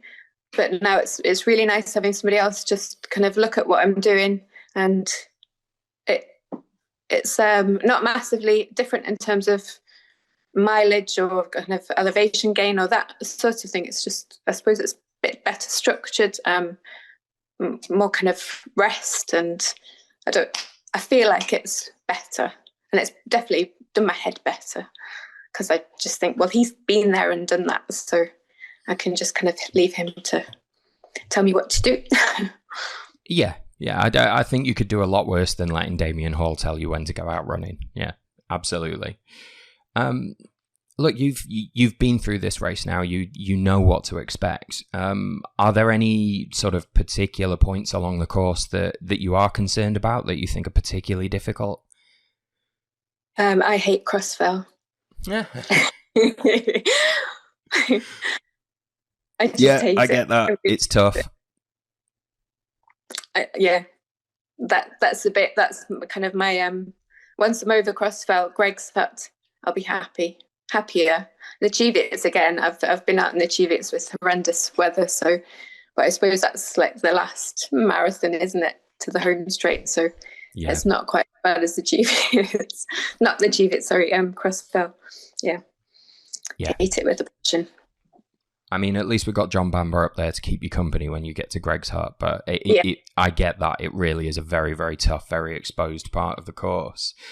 So for anyone who's coming into this, there's bound to be, this episode's going to come out just after Christmas on the run up to the Spine, and there's bound to be some people that are towing that start line for the first time and are feeling very intimidated by it. Do you have any advice for them? Any words of wisdom to help them through? I think you just have to kind of break it down. So don't think about the finish line. You think about, I don't know if you've recce'd the course, you kind of think about it in stages. So you get to certain points that you know, or look forward to, I don't know, what food you might get at the checkpoints, or what food's in your bag. And just kind of keep looking after yourself, making sure that you're warm enough, that you're eating, drinking well, that you've not got any sore points on your feet. Take it day by day and try and be positive, I suppose, most of it. And we get, obviously, the Spine race, it's very, very tough. It's at a time of year where the weather is incredibly changeable and can be pretty severe. People are carrying a lot of kit with them. So there's a lot of sort of research on the run up to an event like this. Do you enjoy that aspect of it, the sort of selecting all the equipment and everything, or how do you feel about the sort of geeky kit side of these kind of events? So my first one was the Challenger a few years ago. So I got, of course, my basic kit, I suppose, then, which was quite heavy, and each year since then I've kind of improved little bits to save weight, because it's really important when you're lugging that bag around for miles. So yeah, I probably have got more and more geeky about weighing things and making sure they work properly, and they pack light. So my bag is considerably lighter than the Challenger, and considerably lighter, hopefully, than last year, because that was still pretty heavy. Excellent work. Well, given that you have had this time now to revise your kit list, what about any tips for anyone in terms of their kit? What's a sort of priceless thing you're carrying on your back that you swear by that maybe people should look for? At the moment, I really love the Montane. I've got like a merino base layer. That's that I love, and also that buffalo smock thing that's like a teddy bear coat. It's gorgeous. That's what I wore on the Cheviot last year. Awesome. Well, look, Elaine, it's been great to talk to you, and I'm really looking forward to seeing you in Edale and again in Kirkgetham when we get through to January. So, look, thanks very much for taking some time out of your day today, and best of luck with the race.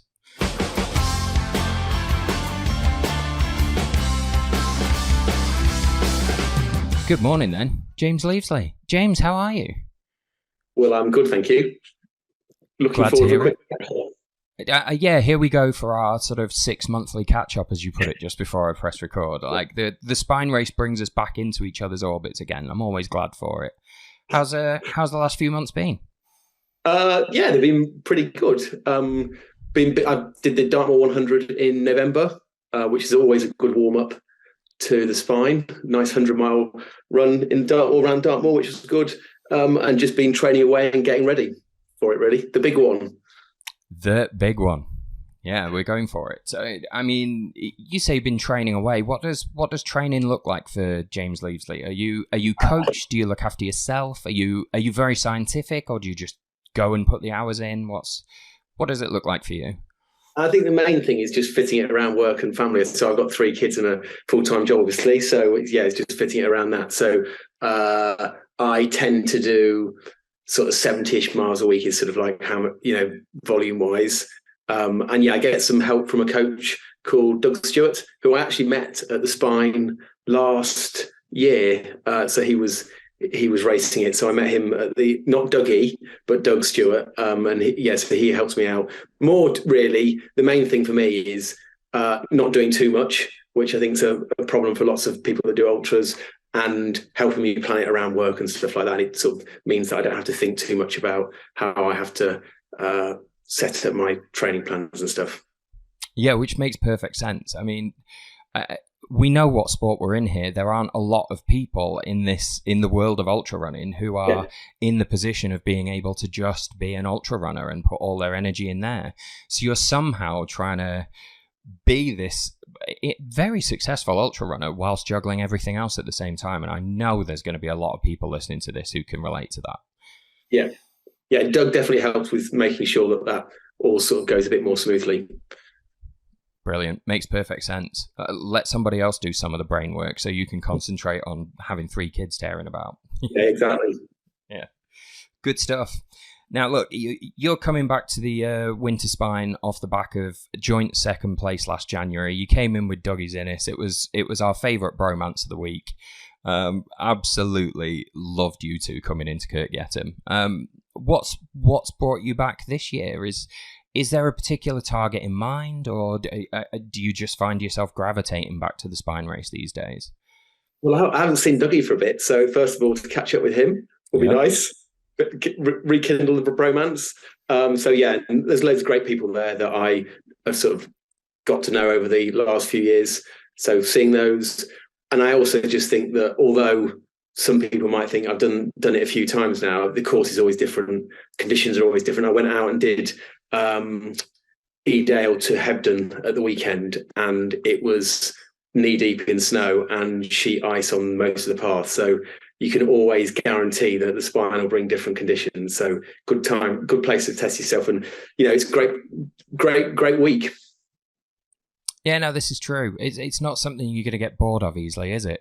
I mean, just ask Eoin Keith. He said the same thing. It's a different race every time he comes back. That's why he comes back to do it again. Yeah, so you're absolutely right. Who knows what you're going to get out there, but you've done this a couple of times now. Like, we can look at last winter as a very, very successful recce. What lessons did you learn doing it last winter that you're bringing into doing it again in January? Yeah, I've learned so many lessons over so I think I've now done it. So I've done the summer spine twice. This will be my 3rd attempt at the winter. So the first time I didn't complete it. So there's loads of lessons that I've learned over time. I think the main ones are don't worry too much about your kit. I think a lot of people worry about their kit into the build up to it, and actually I tend to find I'm a bit of a skank during the race and sort of wear the same clothes the whole time and not really change things. So I think, there's always this sort of mad panic buying session just before the last sort of couple of weeks leading up to, and actually you don't really need too much stuff, and it's just just keep moving forward, and don't worry too much about other people. You saw last year how many dropouts. You're always going to get dropouts in such a hard race. Just keep moving forward and enjoying it. What's the hardest aspect of the race for you? I would probably say sleep deprivation is pretty tough. Once the first night's not too bad, but once you get into the second night, it starts to get difficult, and you're sort of trying to work out, should I sleep, should I not? And in the summer it's a bit easier because if you get tired, you can just have a bit of a kick by the side of the trail. But if it's raining or snowing, then it's a bit more difficult. So trying to plan that sort of the sleep deprivation, and also just the unpredictability of the course. You don't know whether it's going to be boggy or icy or snowing or rain, and so it's difficult to plan for that. Yeah, this is absolutely true. Too many variables. And I've alluded to this a little bit, but do you look at the roster on the run up to an event like this? Are you seeing who else is out there as competition and trying to figure out where you might sit there, or are you just doing your own thing for this race?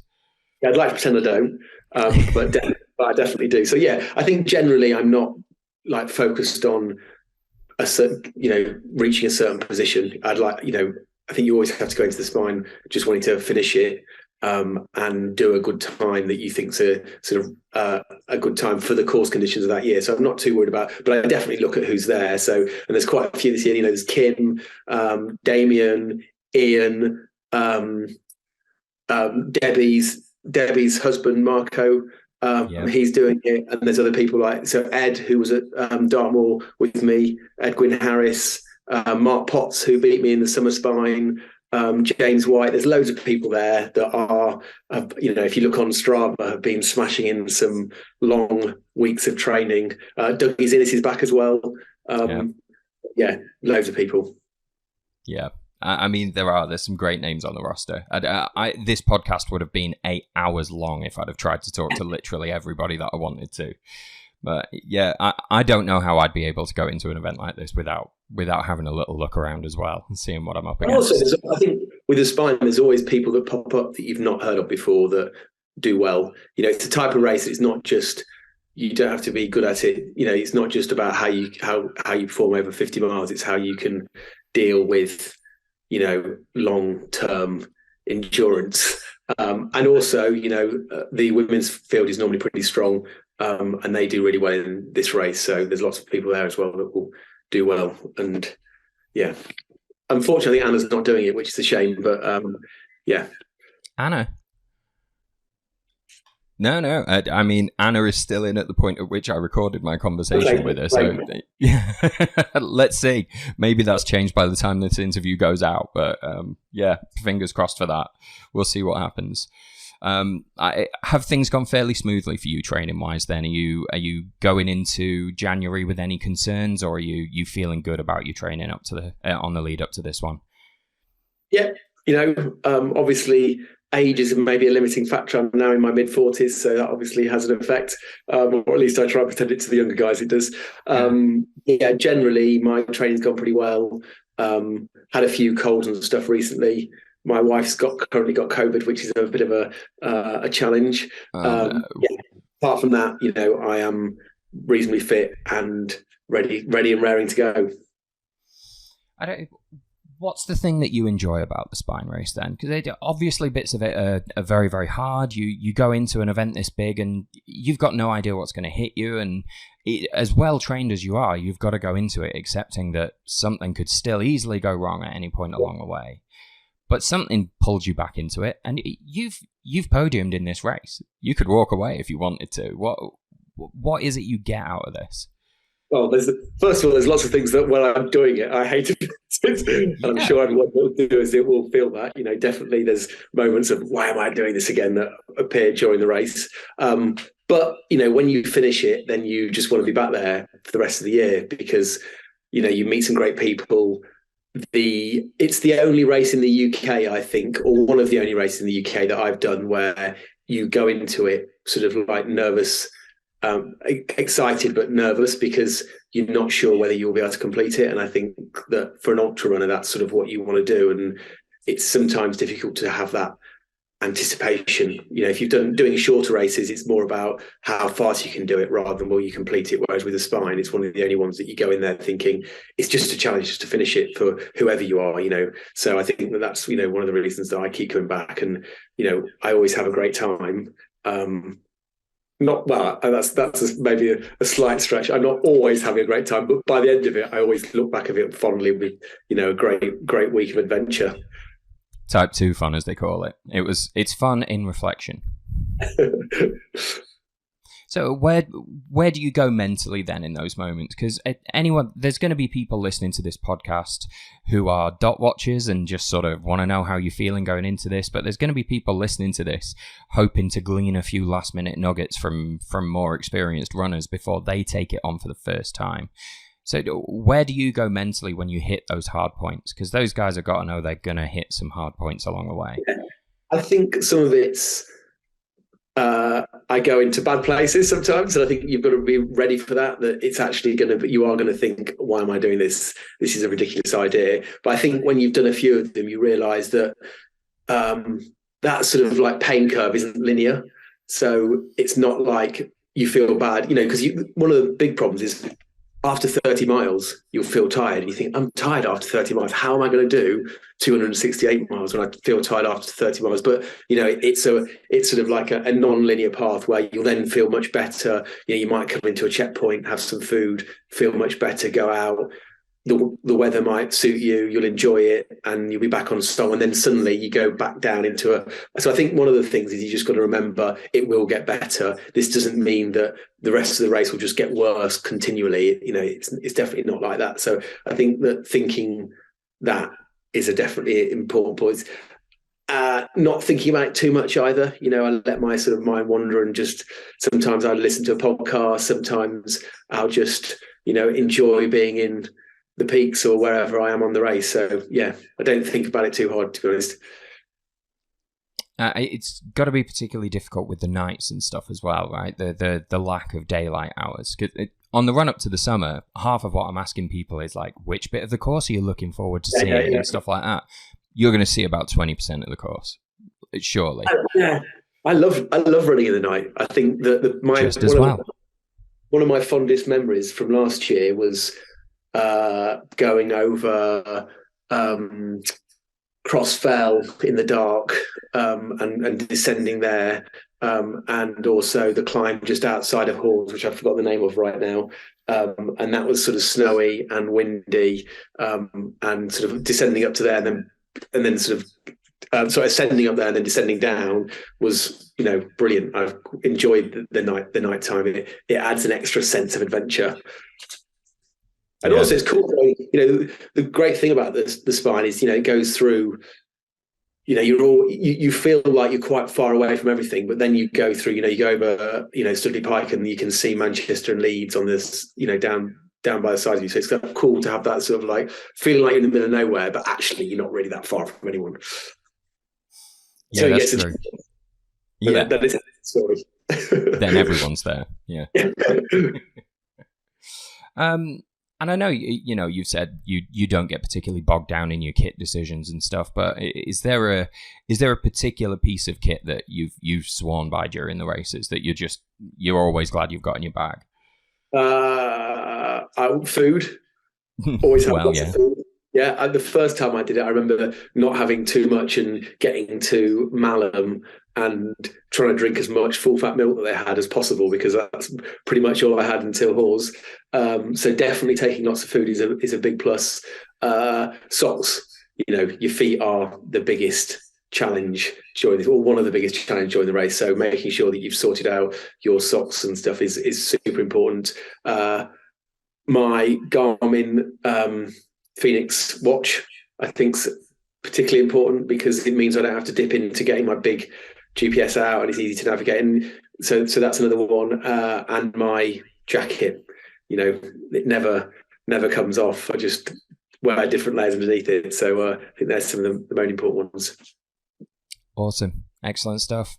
Well, look, James, I'm not going to take up too much more of your day. We're keeping these interviews snippy, and I could easily just chat to you for the next hour. But thanks for taking the time to talk to us today and for imparting a few words of wisdom for the guys that are about to take this race on.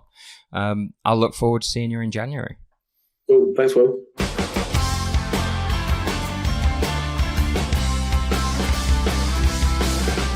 Good morning to the amazing Sharon Gayter. Sharon, how are you? Good morning, Will. Yes, I'm fine. I'm here, and I'm looking forward to 4 weeks' time. I think the words are looking forward to it, but yeah, I look forward to it with anticipation and dread. I think the words are. Oh, that's normal for the spine, right? Anticipation and dread, pretty much even for anyone on the start line, I think. Is it more one than the other? Because you know the spine race, you know, you saw it in its original form, and you've done these huge feats of endurance over the years. Do you still feel that sense of dread, that intimidation, starting a race like this? Certainly do. 100% more so probably than any other race, because you don't know what to expect. You know, the weather can throw absolutely anything at you, and the darkness hours. There's nothing. I'd like to say it's a love-hate relationship, because it's not always enjoyable. It's kind of a endurance feat and a challenge to yourself, but actually like having fun and like the summer one is beautiful, but I don't think the winter one's is gonna be a completely different challenge. But yeah, no, it completely fills me with dread. Wow. I mean, that honestly, as tough as that is, I think everyone would admit that. I haven't spoken to anybody who doesn't still feel that sense of how big a challenge it is when they get to the start line. And I imagine it'll be encouraging for the people who are just lining up for this for the first time to know that the amount of dread they're feeling right now is totally appropriate. They're just respecting the size of the challenge. Yeah. So how has your last year of running gone then? Are you feeling ready for the spine in January? Not really, I think the words are. It's been an up and down year, which, you know, obviously we have these years. It started, trying to think what it started with. Oh, it started with a bit of a disaster, but that didn't matter. I went to Italy for a 6-day race and I got injured quite early on. So I just finished it for the sake of finishing it. So it wasn't a good performance, but I really enjoyed my time out there. And I made the most of it. I was sharing with a guy that I've known for many, many years, Richard Brown, and he went on to set some world records in the vet 70 category, so he was pretty amazing, and I shared my room with him, so that was fantastic. I went on to I did the summer spine. I didn't anticipate doing that, but there's some very late entries allowed into the summer spine, and I had nothing going on, so let's just go and have another recce of the course, and I thoroughly enjoyed it, and I even did it quicker than the previous year, so I was dead chuffed at that. Yep. And I went off to the Grand Canyon. So that was a good bit of a complete opposite weather training. It was 32 degrees. Jumping over rattlesnakes and kicking snakes out tents and tarantulas at the campsite. It was great fun, but you don't a get lot more those... tropical sounding than the spine race. Yeah. As every race has different challenges, but the good thing about that was training with a 7-kilogram pack, you know, and it's very hilly out there, very undulating. There's a lot of elevation out there. So as well as the heat, you had the pack to carry. You had to live off dehydrated food for a week, which was disgusting.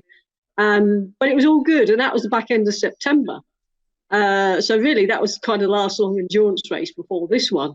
But the unfortunate thing, I came back from that with the worst dose ever of COVID on the flight home. So you've run for 7 days, you're completely at rock bottom, you jump on a flight, and for 3 weeks I couldn't even talk. You know, I was off work, and I couldn't. You know, and the after effects of that is still affecting me, if I was honest. But the good news is I can go out and walk. I may not be able to run as far, but I certainly can walk. So, and a lot of the spine race you'll be walking. So I know you're interviewing me, but don't have any expectations of what my performance will be. A finish would be lovely. And look, I'm not asking anyone to commit to saying like, oh, I'm going to be on the podium this year. We all know that there are so many moving parts and factors in this race that no one can make accurate predictions. You just can't. But it sounds like you're going into it a little on the back foot. Like, I'm so sorry to hear about you getting hit with COVID.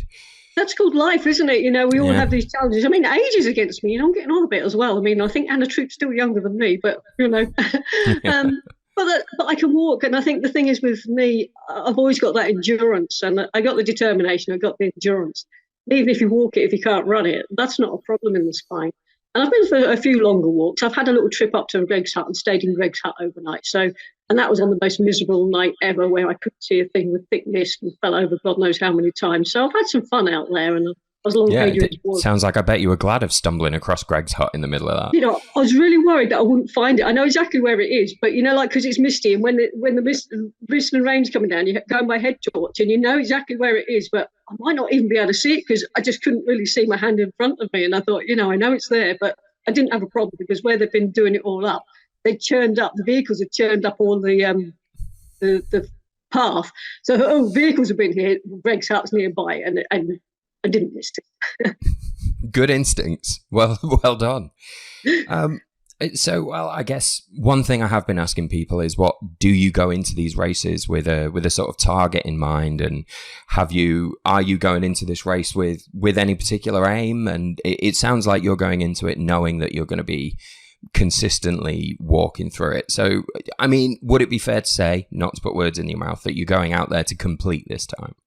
100%. It's not a race for me. It really is. I think because I obviously did the first one and I DNF'd, and you got to put that to right. So, you know, it's taken me this long to be brave enough to attempt it, because the winter one is so much more challenging. Yeah. And I mean, you did well in the summer. You were what, fourth woman over the line in summer? Somewhere like excellent. that. Yeah. I thoroughly had fun on it though, so I'm not grumbling at what my position was. I could have worked harder if I wanted to, but I kind of enjoyed it, and I absolutely loved the last night. And I was walking with a guy called Mark Clegg, and it was so nice to have his company up there. We just walked all through the night, and then got to about an hour or two from the finish, and that's where I had to have my wobble. And I thought, of all the places, you know. So poor old Mark was having to, I wouldn't say nurse me through, but tell me what to do, let's just say, because I was a bit stubborn and I wouldn't stop, and I was staggering all over the place. But never mind. Oh, everyone has one of those moments. Everyone has one of those moments on the spine race. I'm just sorry yours came within sort of almost visible distance of the finish line. It's all part of the fun. It's all part of the story, isn't it? So there's always a surprise, even that late in the game. There really is.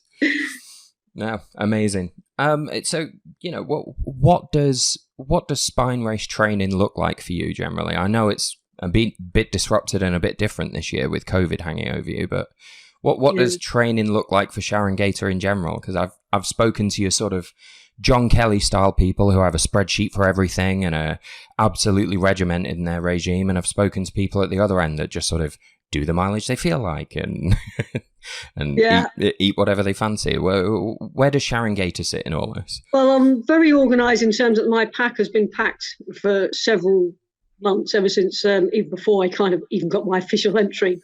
So my pack has been, I can actually see it, it's sitting over there now looking at me. And it just sits in my living room all the time to remind me that when I go out on the spine races there, and it's just looking at me all the time over there. So I think the mileage has been very haphazard. It's not been consistent. Normally I'm incredibly consistent. I'll have a training program, I'll lead up to something, I'm incredibly consistent, but it hasn't been like that for various reasons this year. And since September, you know, the mileage has been very poor. So I haven't been structured in terms of my training. My strength training hasn't gone as well, again, because I've just been so tired because of COVID, let's just say. So I've done what I can to be in a shape that I think I can finish it, and that is walking with the pack. But everything else is, okay, I had a friend, Mark Simpson, around the other day, and he showed me his pack compared to mine, and I was very jealous because he's got the super duper lightweight kit compared to me, so I've got what I could salvage and not pay too much for. But you know, I've got an old sleeping bag that will still do it, passes kit check, and my sleeping mat is not lightweight. So everything is as lightweight as I can get it without spending too much money, I think the words are. The pack actually weighs in. I weigh it. It's just under 7 kilograms. That's how much the pack weighs. So I'm sure Mark will have his a bit less than that. He has to eat more food than me, I might add. So my 7 kilos is far from a disaster for pack weight. All right. You see some that look like people could get in there. Oh, I know. Yes, I know there'll be people with things twice the size of mine, but no, I'm happy. I've trained. The other thing that's very different from this is what I wouldn't normally do is I've got a thermos flask mug, the best way of describing it, because obviously last time frozen water was a big issue, and it never got above freezing when I did it last time. Even during the day. So the recent weather is about what we had when I did the spine. So having a hot drink, and it makes such a difference for me. So I'm kind of organised in that my pack's there. I don't have to do anything extra. I've been training with the pack, even if it's just walking with the pack. You know, it's just time on my feet with the pack. And I've been out on quite a bit of the course, which is lucky for me. You know, like I said, I parked my car at Middleton in Teesdale, walked up to Crossfell, then walked across to Alston, and then had a lovely coffee shop there, and then carried on to Lamley, and then stayed at Lamley overnight, and then did another bit from Lamley over Hadrian's Wall. That was in the icy part, so that was really good, challenging that in the ice. And that was the last thing I wanted to wear was my ice spikes, because that's the one thing I probably don't train in. And I actually got better ice spikes than previous, because that was what caught me out, was falling over on the ice. And that's the other thing I think with the winter one, and where the problem doesn't come with walking, because when it's so icy and you're running, there's more chance of falling, and me and falling over kind of go together. So I think wearing better ice spikes and walking with them, if the weather's going to be that way inclined. I mean, if it's cold and we get the sort of usual spine race sideways wind as well, then you're trying to stand upright on a skating rink with a crosswind coming over you. It's not easy at all. Yeah. My memories of the last one were I fell over that many times on the slabs, you know, even going to Snake Pass. I really hurt myself because I was running a heavy pack and I went down heavy. And then I was going towards, after Crossfell, there's a little stream you cross, and I put my foot on a stepping stone in the middle. It was sheet ice. I went sliding on that, cracked my hip on the stone, and then sat in the stream. I don't like this race. And I had to put waterproof bottoms on because they got soaked and it was below freezing. Carried on. I can't do this race. And then I got to the road. And, got warmed up again. No, it's too early. You carry on. And now I did it again. I just slipped on my backside, slid straight down into another stream. And sat there, no, I'm not doing this. It's all on my own, you know. And so those are the things that happened. And then I got myself up again, and then a group caught me up, and I walked with them for a bit. And then I just fell over again. And I thought, I just need to do something to stop falling over, because I'm going to fall over, break something. And it's going to be more serious for people to come and rescue me. So I kind of did pull out. But those are the lessons from that one that I'm going into this one with, okay, I've got all the kit now. I've trained a little bit better with the kit, which I hadn't done last time because the training for the last one was a bit different. I mean, it just goes to show. I know our kit list is really extensive, and I've heard people grumble before that, like, well, I never use ice spikes. Why would I want them now? Trust us. There'll come a moment where you do, and you'll be glad that they're in your pack. And when that moment comes, don't be like, oh, I don't want to put these on. Just do the right thing with your kit. All right. I was listening to something, I can't remember, somebody put a little clipping on there to listen to. And the biggest takeaway story was be bothered. You know, okay, I'm a bit hungry, I'm a bit cold now. I can't be bothered. I'll wait till the next checkpoint. I'll wait till this. And the person said, be bothered. So if you're starting to slip on the ice, be bothered to take that few minutes to actually put your ice spikes on. Be bothered to just go into your pack to get that food out. Be bothered. And it was a really good little comment, and it made me think, and okay, the checkpoint's only so far away. Be bothered, because by the time you get there, you'll be in a worse state. So I kind of like that. I mean, that's an awesome bit of advice. We need to get that onto Spine t-shirts. I'd love to know whose line that was, because that's perfect. Be bothered. It was one of the, I think, the mountain rescue things about how to layer up over winter. So it's on the Spine chat thing somewhere. Somebody put it on there, and it was listening to that and how to layer up, which I kind of knew that, but that was the one thing that did come away. And how often do we do that? You know, even when I did my little trip up to Greg's Hut, it was starting to get misty and it was dark and it was drizzly. I couldn't be bothered to put my waterproof bottoms on because I'm so close to Greg's Hut. I'm nearly at the top. But by the time I got to Greg's Hut, my tights were soaked, and I should have been bothered to have put my waterproof bottoms on.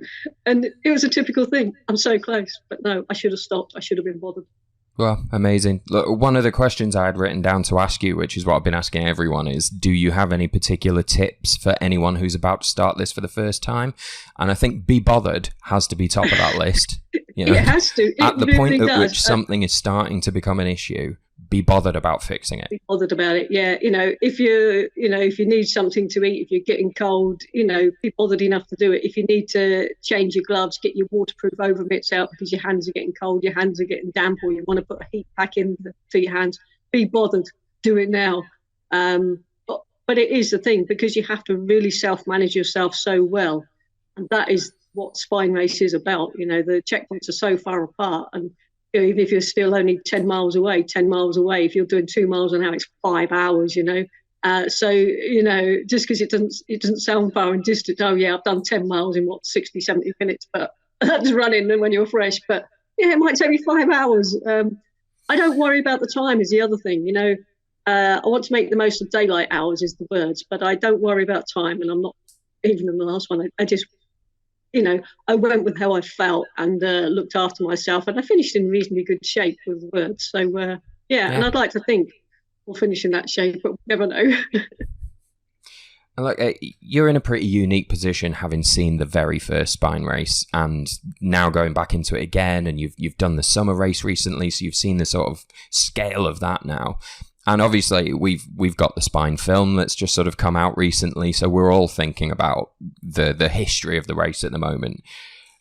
How does that first event compare to what you see now when you turn up in Edale?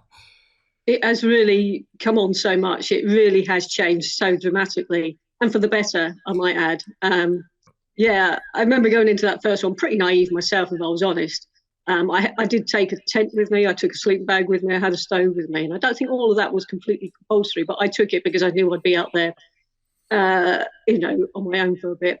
Didn't see too much of it because of my early dropout, but which was unfortunate. But what I've seen in the summer race compared to what I did do in that race was how big the volunteer teams are now, how much they're so geared around the athletes when you get to that checkpoint. After the first one, which is a bit busy, let's just say.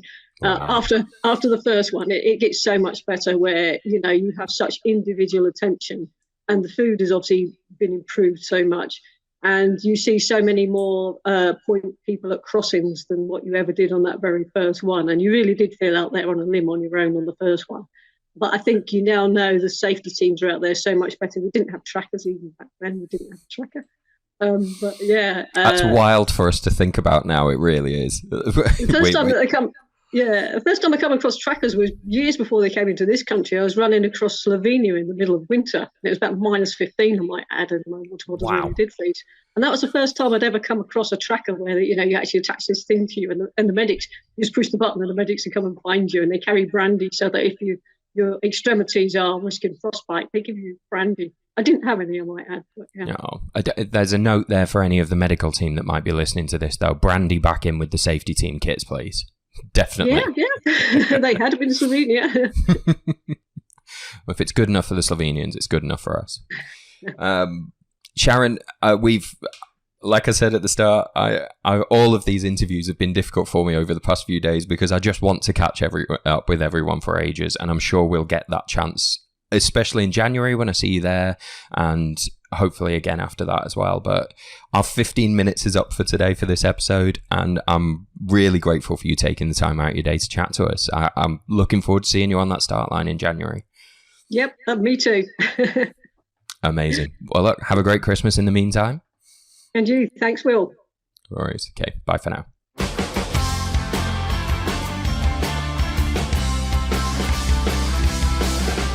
Good morning then to Bobby Cullen. Bobby, it's great to see you again. How are you? I'm fine. Good morning to you as well. How are you doing? I'm very well, thank you. I got to say, on behalf of my inner 9-year-old, it's extremely exciting to be talking to a literal rocket scientist. Not quite a rocket scientist, but I do build satellites for Earth observation. That's true. Yeah.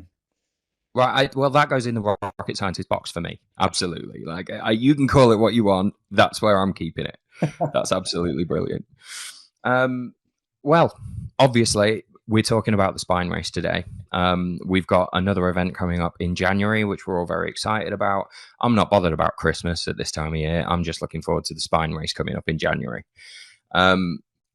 You have some fairly outlandish plans for this race in January, but I'm going to come to that in a minute. First, and I'm going to call on your memory here because mine's appalling.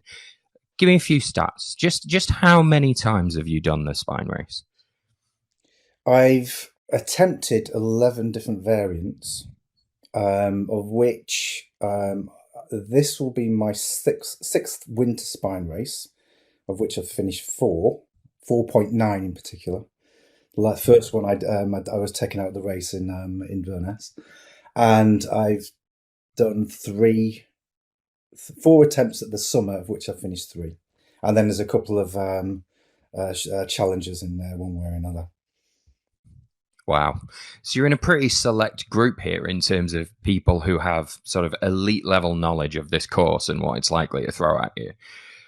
So why keep doing it? I know this is a big question, and I've just told you I'm trying to keep these interviews quite small, but what is it that's making you come and throw yourself at it again? Really interesting question. I mean, I actually think that the first spine race I did, which was in 2016, and I didn't finish. We were taken out the race in Burness because of bad weather. And I think if I'd finished that first race, I'm not sure I would have come back. But having done it, I was then so challenged by the wanting to get this thing finished, and I just grew into it. So I just I did it a couple of times, 2017, 2018. Then I decided I would not do the full one again. I would just go to the Challenger. Failed the Challenger and thought, "Stop this! I'm going back to the main one." And that's where we are. And then also you've got the winter and the summer. The idea of doing the double, completely different races, completely different. The course is the same, but everything else is completely different. So it's a very diverse. Pennine Way is very diverse in many ways. Wait, what's the personal reward in it for you? If you get to that finish line, what is it that makes you so happy when you cross that finish line? For some people, it's pride. For some people, it's what is it that makes you so happy when you get to the end of the finish line? I think the real thing about the spine race is it's different every year. Even if you just take the winter one, the weather conditions, you're going to get injured one way or another. And that's what the real challenge is. It's just different every year. It's the course which is the same, but it's different. And there's a sense of achievement finishing it. But even if you don't finish it, there's so many things going on. It's just so interesting seeing, how other people are tackling the race. How they're going through the problems. You see, I'm generally sort of mid-pack, and you just see all these. In a way, sort of stories developing over the week. It's just fantastic. I love it. I just love the way the thing all builds up, and with the volunteers as well. You start to sort of see people time and time again. And it's really sort of it's nice. Yeah, especially for someone like you who's done it this many times. You must get a hell of a reception when you walk into a checkpoint. Yeah, what's he doing here again? Yeah. Bobby again. It's more getting into the border hotel at the end. Oh, good grief, it's him again.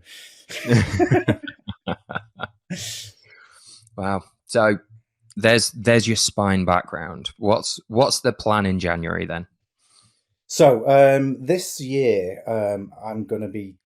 I'll have reached 4,000 kilometers of spine racing. 4,000 kilometers is a lot. 2,500, and I would actually reach that number at Greg's Hut. I didn't realise that over the summer. Over the summer, I was thinking, well, I'm doing this all the time. I've done it so many times. Why not sort of like do something a little bit different? So I was thinking about, well, if you do the sprint at the start, if you start off with the sprint, can you get back to the beginning and do the full race? Very high risk, yeah. Yeah. So I contacted Phil and I said, look, I've got this idea. Actually, also I was going to do the double as well, come back to Edale afterwards, but I just can't fit that in with work. So I asked him whether it would be possible for me to do the sprint and then the main spine race. And he said, yeah, crazy idea, but why not have a go? So it's high risk in the sense that if I get injured, then it may be all over very, very quickly. But in principle, start off at 12 o'clock lunchtime on the Saturday, finish off about 2 a.m., 3 a.m. at Hebden Bridge on the Sunday, get driven back to the beginning and start the main spine race immediately, more or less. It is going to be fun. Absolutely brilliant. For the sake of anyone... I mean, for the sake of anyone who's listening to this rather than watching it back on YouTube or whatever, as he described that, I literally put my hand to my face and looked aghast. This is absolutely brilliant. As you say, it's a high risk strategy, but what a thing to do if you manage to pull this off. I think it's a potential new spine race variant. Yeah. Otherwise, I'll just look very silly after the first couple of days. But it's interesting because the second, usually the sort of second day of the spine race, when you've gone through the first full night and you're into that second day, it's a very difficult day, really difficult to pull that through, to get through to Halls on that second day is a real challenge, and this will just really put that into a different context for me, I think, and plus potentially having to bivvy out on Kinder Scout. Yeah. Wow. I'm going to be quite tired, I think, on that first spine race day. Yeah. Yeah, I think you probably are. I mean, not that I want to make this seem any scarier for you as a prospect, but just to give some scale to that, and not to take away from anyone who's only entering the sprint race as well. Like the sprint can look, in comparison to the spine, like it's no big thing. That's still well over 40 miles of the Pennine Way in January. Yep. Indeed. So the sprint, I mean, you start at midday. By the time you got to Torside, it's going dark, and it's winter, and it's not going to be easy for. It's a tough race, I'm sure. So I intend to take that sprint quite easily, sort of calmly, and because I want to really, I do want to finish the main spine race because it'll be the 5th time finishing. So that's what I really want to try and guarantee. Oh my God, we're all going to be rooting for you as well. I mean, absolutely. Yeah. Look, I'm going to be managing the social media updates, and I promise you now, Bobby, I'll be nice whether it goes well or it doesn't. Okay, I'm not going to be mean about this. I think it's a great challenge you're taking on here. Fun. I'm looking forward to it. Really am. Well, some of the other guys I've been talking to then, I've been chatting to a few of the sort of elite end runners who are talking about their training for an event like this. What does training look like for you? I've done quite a few races this year, and I mean, my first couple of spine races, I really sort of put the effort into try and learn how I'm going to survive the 5 days. I really put a lot of effort in there. Once I'd nailed it, and I understand the route very well, as you can imagine. Though, having said that, once you're in thick fog in the middle of the night somewhere, it's really difficult to follow the route anyway. But training now is really doing races throughout the year and just keeping on top of it. And nothing really special. I'm not going out every day, really trying to build up the strength, because I know from my experience that the likelihood of injury is so easy to just get injured, that you have to sort of pace yourself, I think. And I can imagine with the those who are really trying to win this race, that they have a very good stringent plan to get through over the next weeks before tapering off. I'm usually tapered by about a week before. Yeah, fair enough.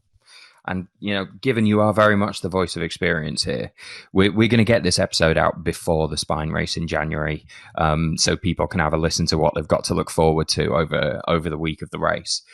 Some people are going to be listening to this hoping to pick up some last minute tips on what they should be worrying about. So having been through this experience successfully and less successfully a couple of times, what should people be worried about who are about to take this on for the first time? Where should they be concentrating? What are your tips? Yeah, my real advice, well, there's two advices. One is you have to be really flexible. Things are going to go wrong really quite early on as well. You may come off into Torside in 5 hours rather than the 3.5 you were planning for because of bad weather, and it can really sort of play on your mind. Just the weather. The real difficulty is for me that second night over to Halls, and I think you have to prepare yourself for that. It's not going to be an easy day, easy night, and just to give yourself just try and build yourself up for going through that second night. You need to have the mental strength to do that. So when you leave Hebden Bridge checkpoint, you leave, with, have something which makes you feel comfortable, be warm, have the food there, something what makes you feel, something to listen to, just to get yourself through that next day. It's a long, long trek, but it's doable. I've done it, I've surprised myself a number of times on that section up to Halls. I imagine that there's a sort of, I think people would probably assume that having done this so many times now, that those periods where people do drop, and you do go through dark times at an event like this. You are sleep deprived, you're in the dark for a very long time. Mentally, it takes a toll. And I think there's kind of an assumption that you guys who've done this race a few times now don't necessarily have that, but I'd guess that isn't the case. You maybe have got better at dealing with it, but it's still there. Would that be right? You sort of do build up a sort of resilience in certain respects. Other things you can do is to you go and team up with someone, go and speak to them, just speak to people, and you can guarantee that they're going through as much of the difficult times as you are, and that's another way of just trying to take the pressure off it, I think. It's but at the end of the day, if you've got the goal, just think about that goal and you will get there. When you're going through the bad times, just try and persevere through it, because they will go. And quite often after a few days, I'm usually feeling really pretty rotten after 2-3 days, but on the 4th, 5th day, I usually sort of perk up. You've got used to the situation. People get used to the routine of what they're going through each day. And there's the other tips as well. The obvious ones is don't stay in checkpoints as long as you need to. It's so easy just to kill time, and on the basis that the weather's rubbish, but just get out there and once you're moving, it's usually okay. Yeah, once you're in the warm, you're surrounded by that lasagna. It's fatal. People get stuck into a sofa and don't move for too long. Indeed, and the people in the checkpoints are absolutely fantastic. The volunteers, it's really fantastic, and it's such a diverse event as well. It's really impressive, the different people who are sort of joining this race, and it's really picking up. It's very impressive. Well, obviously we love it, but we're biased. So those are maybe the things that people need to be a little bit worried about. But you've seen this course a number of times. Are there any sort of favourite parts of the route for you? Oh, good grief! Oh. Well, without a doubt, Crossfell. I love Crossfell. Just if it's cloud free, it's something else. And over winter, if it's cloud free, very rarely. The views you get of are just something else, and it's really, really nice. The chariots as well. This last winter, which was a very, very mild, the weather was really mild. I spent the whole of the chariots just taking photos. That last day, I'd forgot about the race part of it. I was just, it was just spectacular. It really was. So there is the chariots is always nice. Yeah. Even in bad weather. And nice. Even in bad weather, it's at least sort of the home stretch. It's like your last major hurdle. Yeah, apart from the shill. Yeah, well, there's that. Speaking of the shill, are there any least favourite parts of the course? And don't worry about the marketing here. You can be honest. I don't actually have any. I think it can show more. Is in the winter and in the dark is particularly horrible, and it's very easy to get just lost up there, especially if it's just foggy as well. It's an awful place, really awful. There's no path. No, it's just a guesswork. Yeah. Well, studiously following your GPX device for anyone listening out there, rather than guesswork as a first approach to navigation. No, absolutely amazing. So this is a first for us, and I just think it's absolutely excellent to take this on, to go out there, do the sprint, and you'll be in amongst that. You'll get to meet the sprint guys as well. And I think a lot of them won't really be able to believe what you're doing. Indeed, it's for me, it'll be a warm-up as well. It'll be a warm-up for the main race. And when people see me at the start of the main race on the Sunday morning, and they think, "Oh shit."